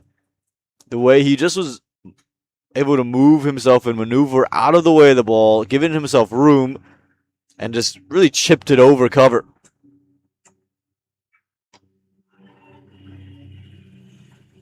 It's going to land safely in front of the fielder. Just a single. So Fire now just motoring along. 88 for 3 in the 11th over. See if Daniel Lamb can find an answer. The big key for me here is these Fire batters can't get bored or can't get complacent. You've worked so hard to get to this point to where you're really just able to cruise your way through. But if you just try to hit a rash shot, you get out. It's a whole new ball game. New batters have to come in and figure their way out of a bad scenario. Done a good job staving off the dots. Well placed there. 4 runs.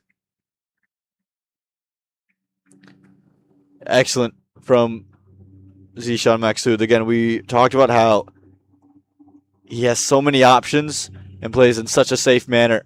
Take advantage of the loose ones. 2 boundaries in the over, and you pick up another 12 runs. So you make it 12 runs with 10 off the bat. 11 gone, 92 for 3.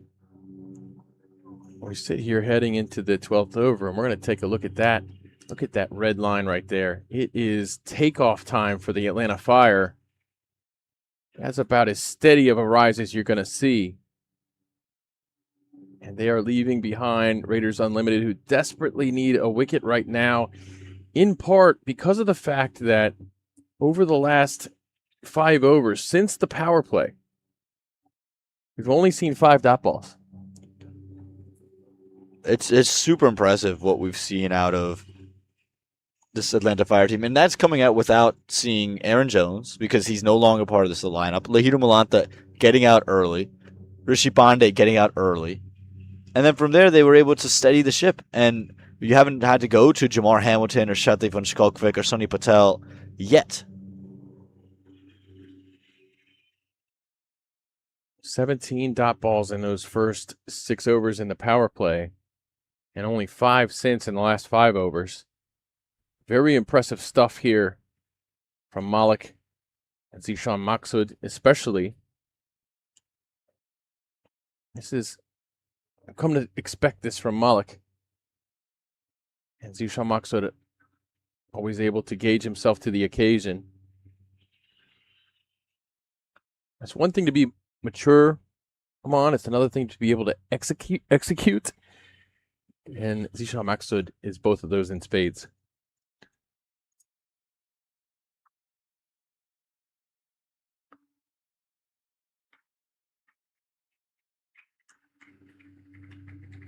Yeah, there's no question. And again, you can just see it with the approach and the continued measuredness of both individuals out there in the middle.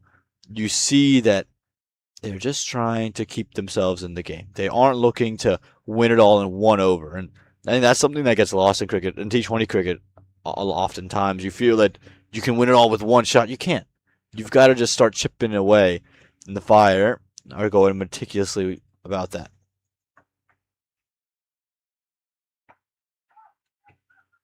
Well, there's a dot ball, which is exactly what you need here to build pressure if you're Raiders Unlimited. They haven't seen consecutive dot balls since the 6th over. See what Corny Dry can pull out of his sleeve. Getting almost to the stages of desperation if you're Raiders Unlimited.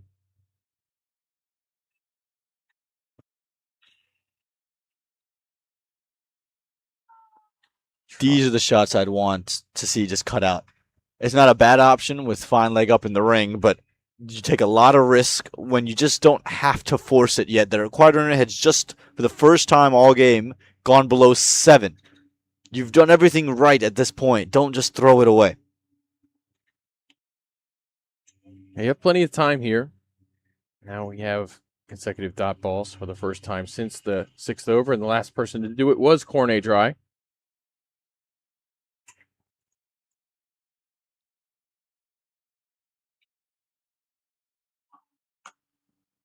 Short. Just pulled for just the one run. Just all you need right now. Just rotate strike. Don't let the pressure build up.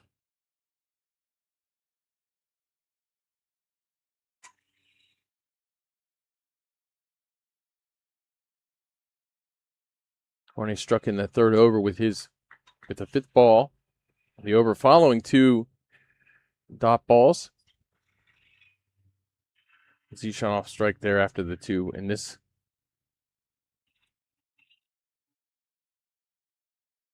one climbs on Malik. No damage, and there's 1 ball left to go in the 12th. Yeah, there's plenty of zips on this wicket. And Corny Dry, he's a guy that you're going to look at alongside Abhishek Purarkar as individuals that have to step up in this moment. You need your best players to change the game. And Cornet's done his bit so far. He gets out this over cheap. All right, some scoreboard pressure will be reinserted. And your next over has to be a wicket-taking one.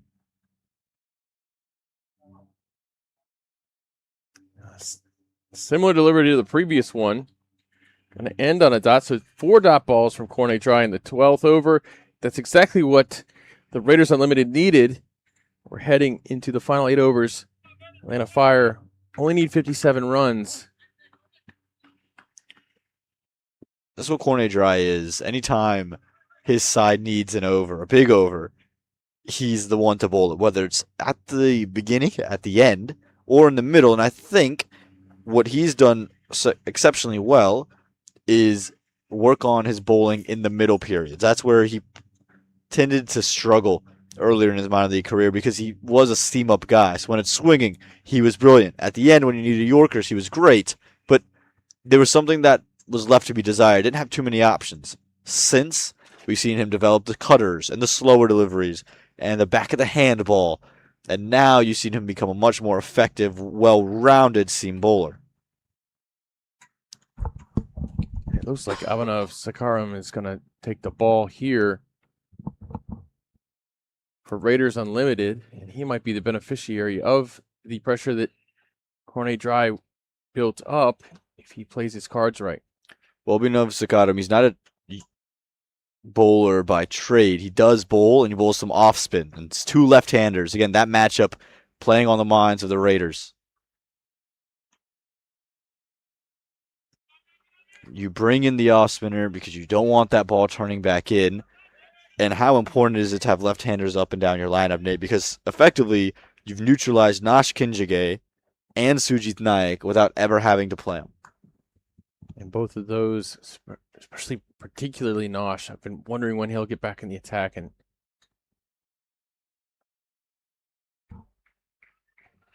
we're just trading strike once again. It's the way to go. Need something to change here, do the Raiders. They need the wicket. I think Malik is your more profitable man, but Maksud wouldn't hurt.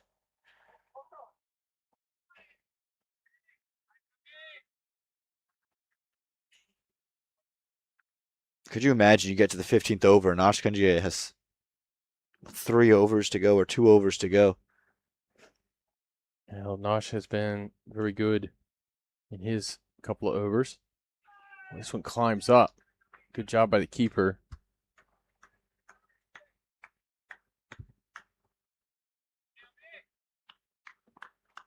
Snell Patel.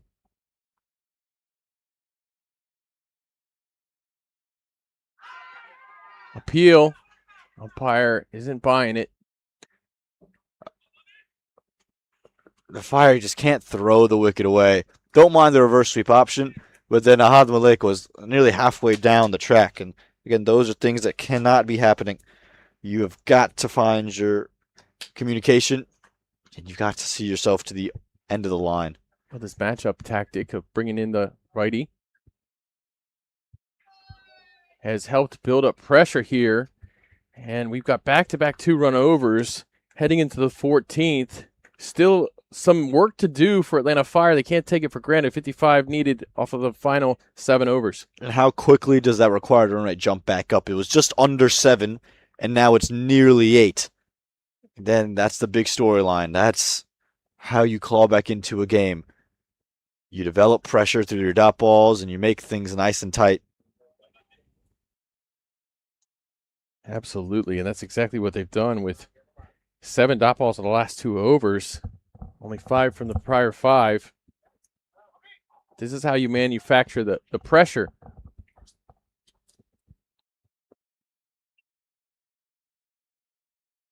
Again, we're in over 15. There's still 2 overs of Nosh Kinjigate. And give a lot of credit to the left-handers out there for the Atlanta Fire for neutralizing that matchup. Sujit Naik has not taken the ball yet. The lefties have done the trick for certain. We're going to get some more overs here of fast bowling. I'm surprised not to see a change of ends for Abhishek Paradkar. He struggled with the run-up from this end pretty consistently. And again, while he did take the wicket of Lehiru Malanta, bowled plenty of extras early in the day. He's responsible for 8 of those wides in the 4th over alone.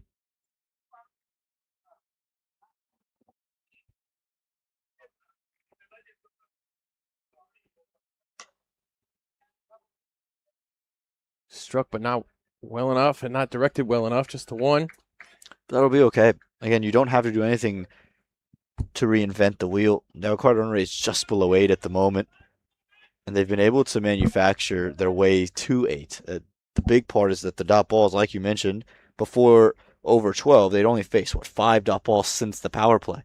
That's right, 5 and 5, and then in the last 2 overs, 7 dot balls, and that builds your pressure back up. But you want to rotate strike right now. You want to get back in that habit. This is where the danger of bringing Abhishek Paradkar back was.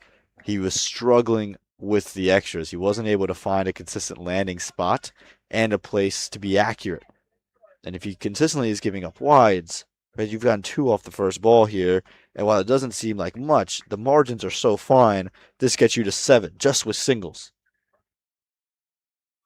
Absolutely. It lets the pressure off that you spent the last 2 overs building up. Once again, another wide as Abhishek apparently continues to struggle with this run-up. I think at some point you've got to go try to slow it down if you're Paradkar. And I don't mean try to take pace away, just not rolling your arm quick enough through, but genuinely bowl your cutters, use this wicket. There are some demons in this pitch. We've seen a couple just shoot right up off a length.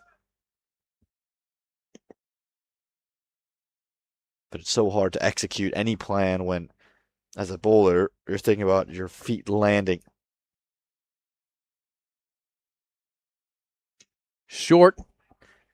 Pulled. Looks like it stopped well at the boundary. You scored 4 off 2. Very simply in the end, and now you pick up 4 more singles, and you've somehow gotten to 8 just because the extras.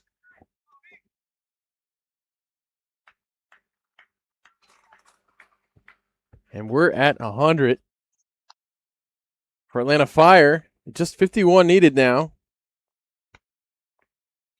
What a job these two have done in the middle.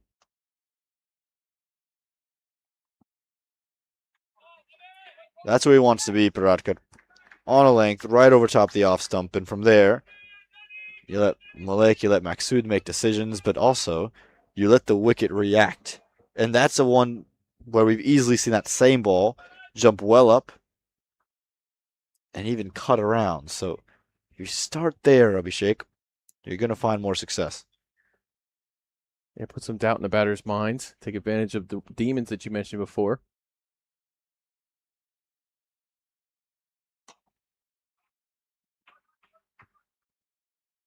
And those wides just remove the pressure to try to get 2 off of something. There's also not many 2s on offer here No. once the fielders are in the deep because the ball isn't really traveling into big pockets. It's not a necessarily enormous ground that has those deep pockets. So to get 2, balls have to be placed exceptionally well.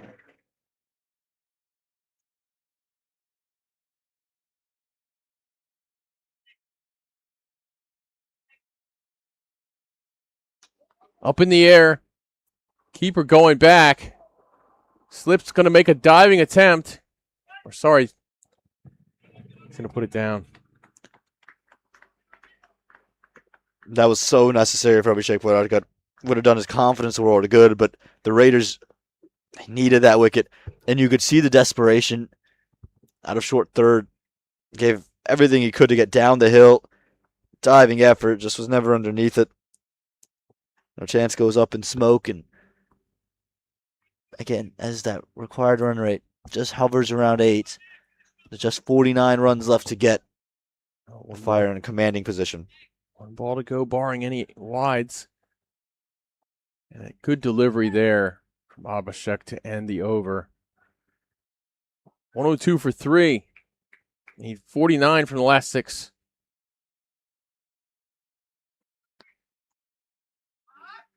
And you can just hear the frustration from Abhishek Paratka.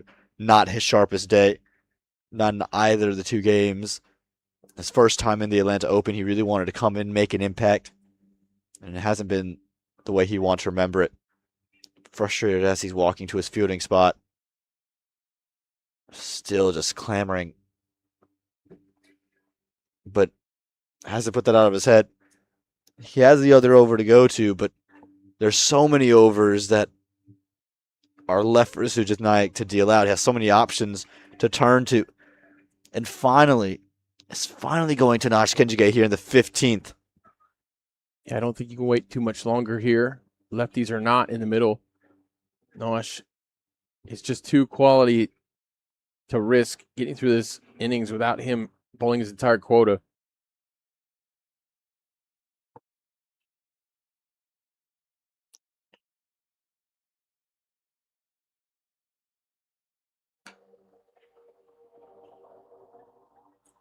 And he starts with the dot ball. Even after the couple of wides there from Partikar, that over just went for a 6, and she had 2-2-6. That's still pressure for Atlanta Fire, who were rolling before that. Swatted. There's a race to the boundary. Fielder dives. It's going to go all the way for 4. There's nothing to do with your left-right combination there. That's just a poor delivery from Nash Kenjige. Touch too wide. And once he pushed it that wide, it was going to be far too easy. And that fielder never really in contention. Now you go back, why is it that wide? You think about why is Nash trying to keep it away? Well, he's worried for how much the ball could turn back in. Again, to the leg side of both left-handers. It's such a chess battle, these matchups.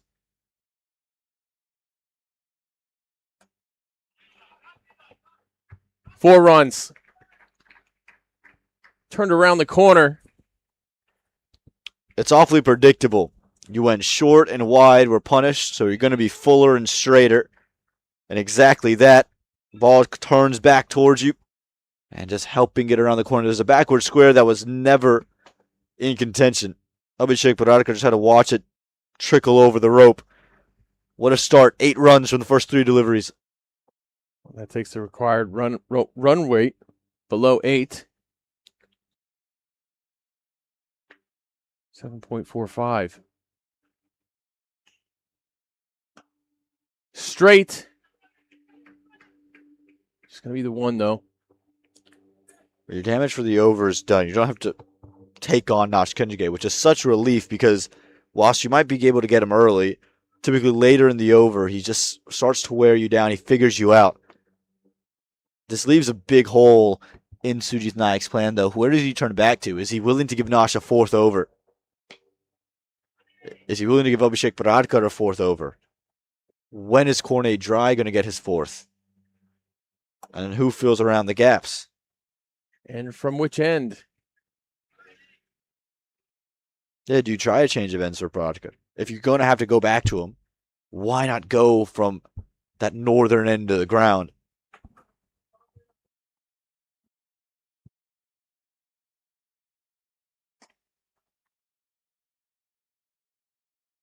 They'll end with 3 singles after the 2 fours.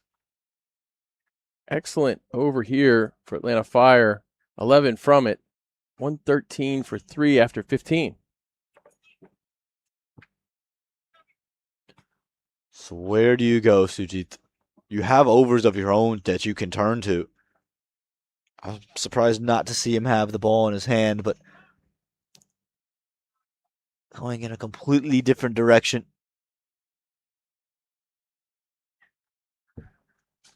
Going for a new option. Abhinav Zakaram, he'll change ends. So more of the off spinner. He was good. And that other over that he bowled just gave up 2 runs.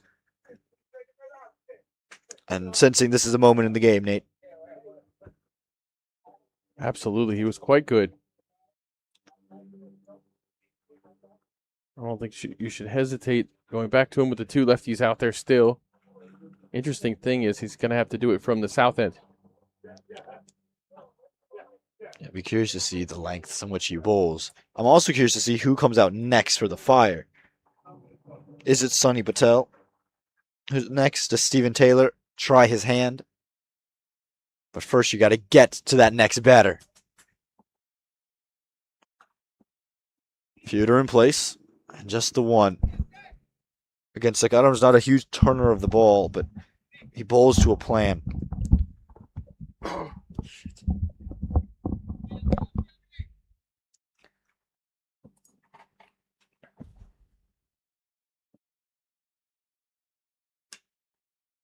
Squeezed away.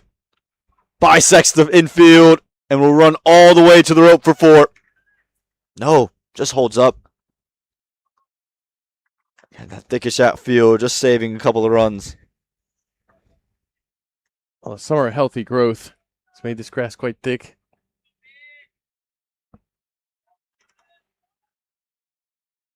One of those rare 2s that we spoke about. No doubt. All the way.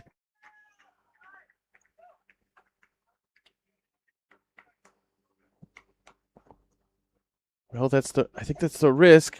You have kind of a part-time bowler in there.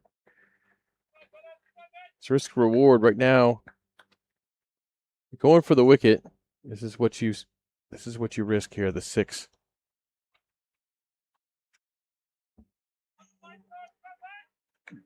Abdullah Malik has just, again, read the game situation. Would have understood that because it was shorter, runs came on, would probably try to go fuller and takes advantage. Muscled. And we'll just be muscled for 1. But this is all that's left for the Fire to get. That required run rate well below 7. And again, just puts the Raiders on that back foot. They're at risk of losing back-to-back games and effectively out of the tournament. Pressure. That's just chalked up to pressure, Nate. Yeah, no question. And this Raiders Unlimited team, what a good first innings they've had. Just letting it slip away with these wides. You're way back. It's to string a couple of dot balls together to close this over. Hit 2 of them. Maybe just give some life to Cornet Dry, who's got to come in at some point, you reckon? Massive. On to the other field. A 6 to close the over.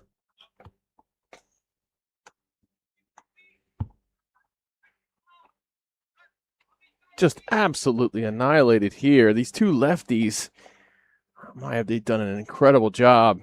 Zishan Maksud goes down for this one. Sends it over everything, every piece of hardware. I had to go all the way into the other ground to bring this one back. Just 21 more runs left to get. And again, this was a partnership that is for the ages. We talked about how it would be one partnership that was required for the Fire to get over the line. Viraj Aguila and Ahad Malik had a 34-run partnership. And now these two have just continued that path since the wicket of Aguila. Biggest over of the inning is coming on the heels of another big over. 11 in the 15th, 17 on the 16th, and this kind of destroys all the pressure you built up from overs 12 through 14, where you conceded only 10 total runs. Danish has the ball. The leggy is going to be given a chance.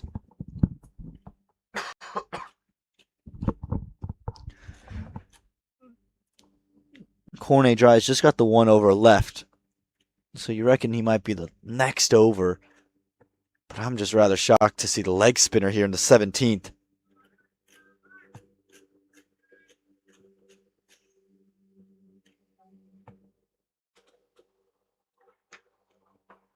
Innovative. Adjusted nicely to the ball, and we'll pick up 2. Wasn't pretty, Nate, but it was effective. It was very interesting, that's for sure. He had to wait up on that and then just got under it and flicked it up in the air, but definitely to a safe place. Premeditated.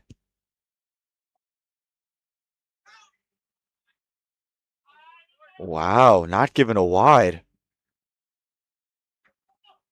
Why is that not wide? Very impressive. This partnership has gone for 72 runs. The heroes of this innings. Strong fight back from Danish, though. Yes, a 72-run partnership, but it won't matter unless they get the final 19.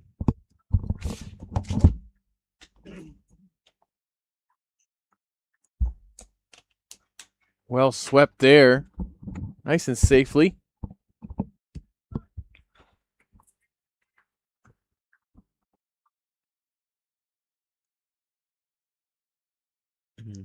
And we mentioned how that required run rate was starting to peak up and get to that 8. It's below 6 now.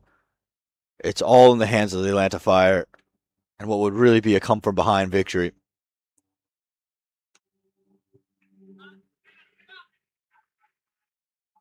Well stopped.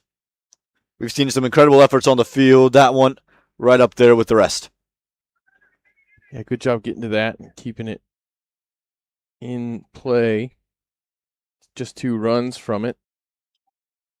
Danish has conceded 23. He's got that wicket in his first over. Just enough bat. Just enough bat. Close of over 17, 135 for 3.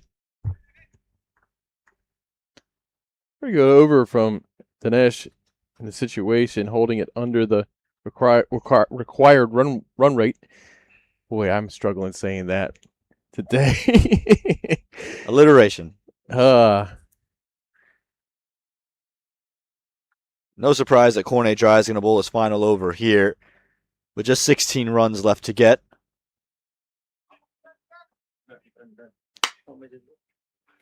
It feels that the Fire are in position 16. That's all that remains between them and that target line in the final 3 overs. Nate, all right, Cornet's going to bowl this one. Let's say we get to the next over. Who do you turn to? let me think here for a second. Oh, you got one more over from Nosh. You're not going to bowl Heath because he's walked off with the injury. I think you got to go Nosh. I think I turn it back to maybe a Nosh Kenjigate. Yeah, I think so. Now, you could try the Abhishek Pardkar experiment from the other end. See if that fixes his wides issue. First things first, get to that over. That won't help that. That is unbelievable.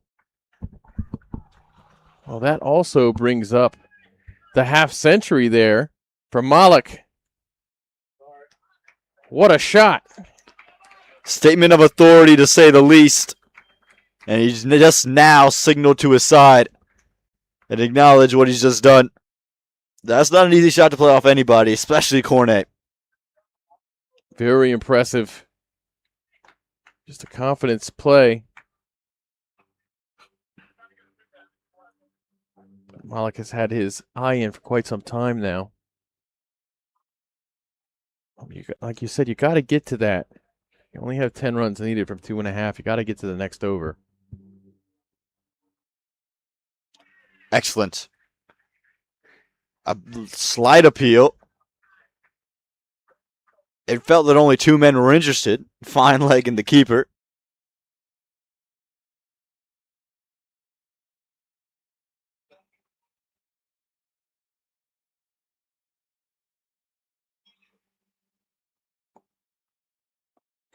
Feels the air is getting cooler right now. The Raiders' chances of moving on, that's definitely cooled down as well. And just on fire is Ahad Malik. Well, he has been red hot here. He's done exactly what's been needed of him. Kind of the perfect antidote to this situation. The way that he's played, eager to run, but composed. He did such a good job of rotating strike in these middle overs.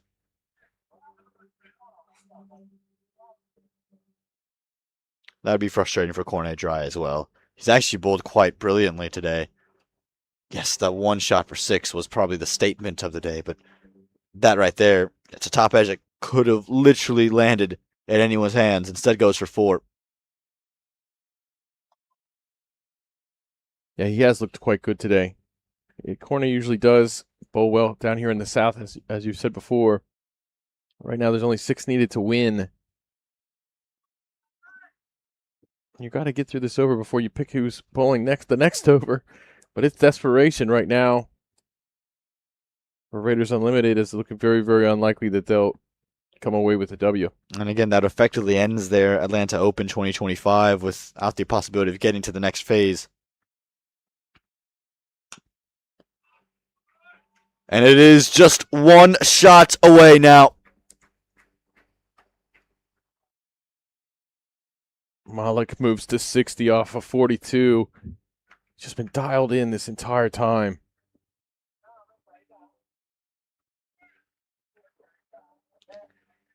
Just spotted a bit of width. It's not even that wide. He's, again, so active on the crease that he's generated that room for himself. 2 runs left for the Atlanta Fire.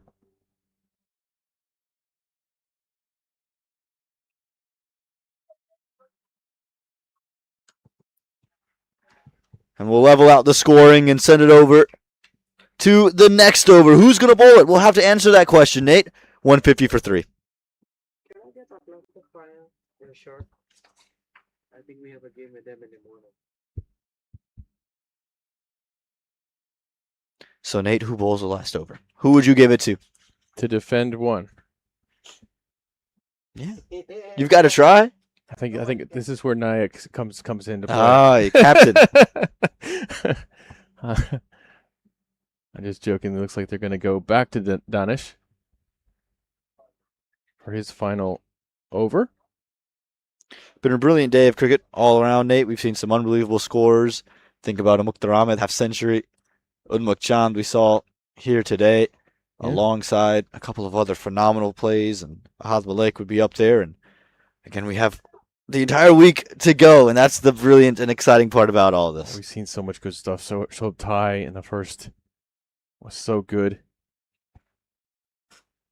Jesse Singh blasting his team's way to a good, healthy total. And you would have thought Raiders Unlimited had done the same, putting up a nice big score. Big shout, says no. Just a bit of drama. Of course there's got to be drama. Of course there does. Let's see if Ahad Malik can end not out, carrying his bat after saving the day for the Atlanta Fire.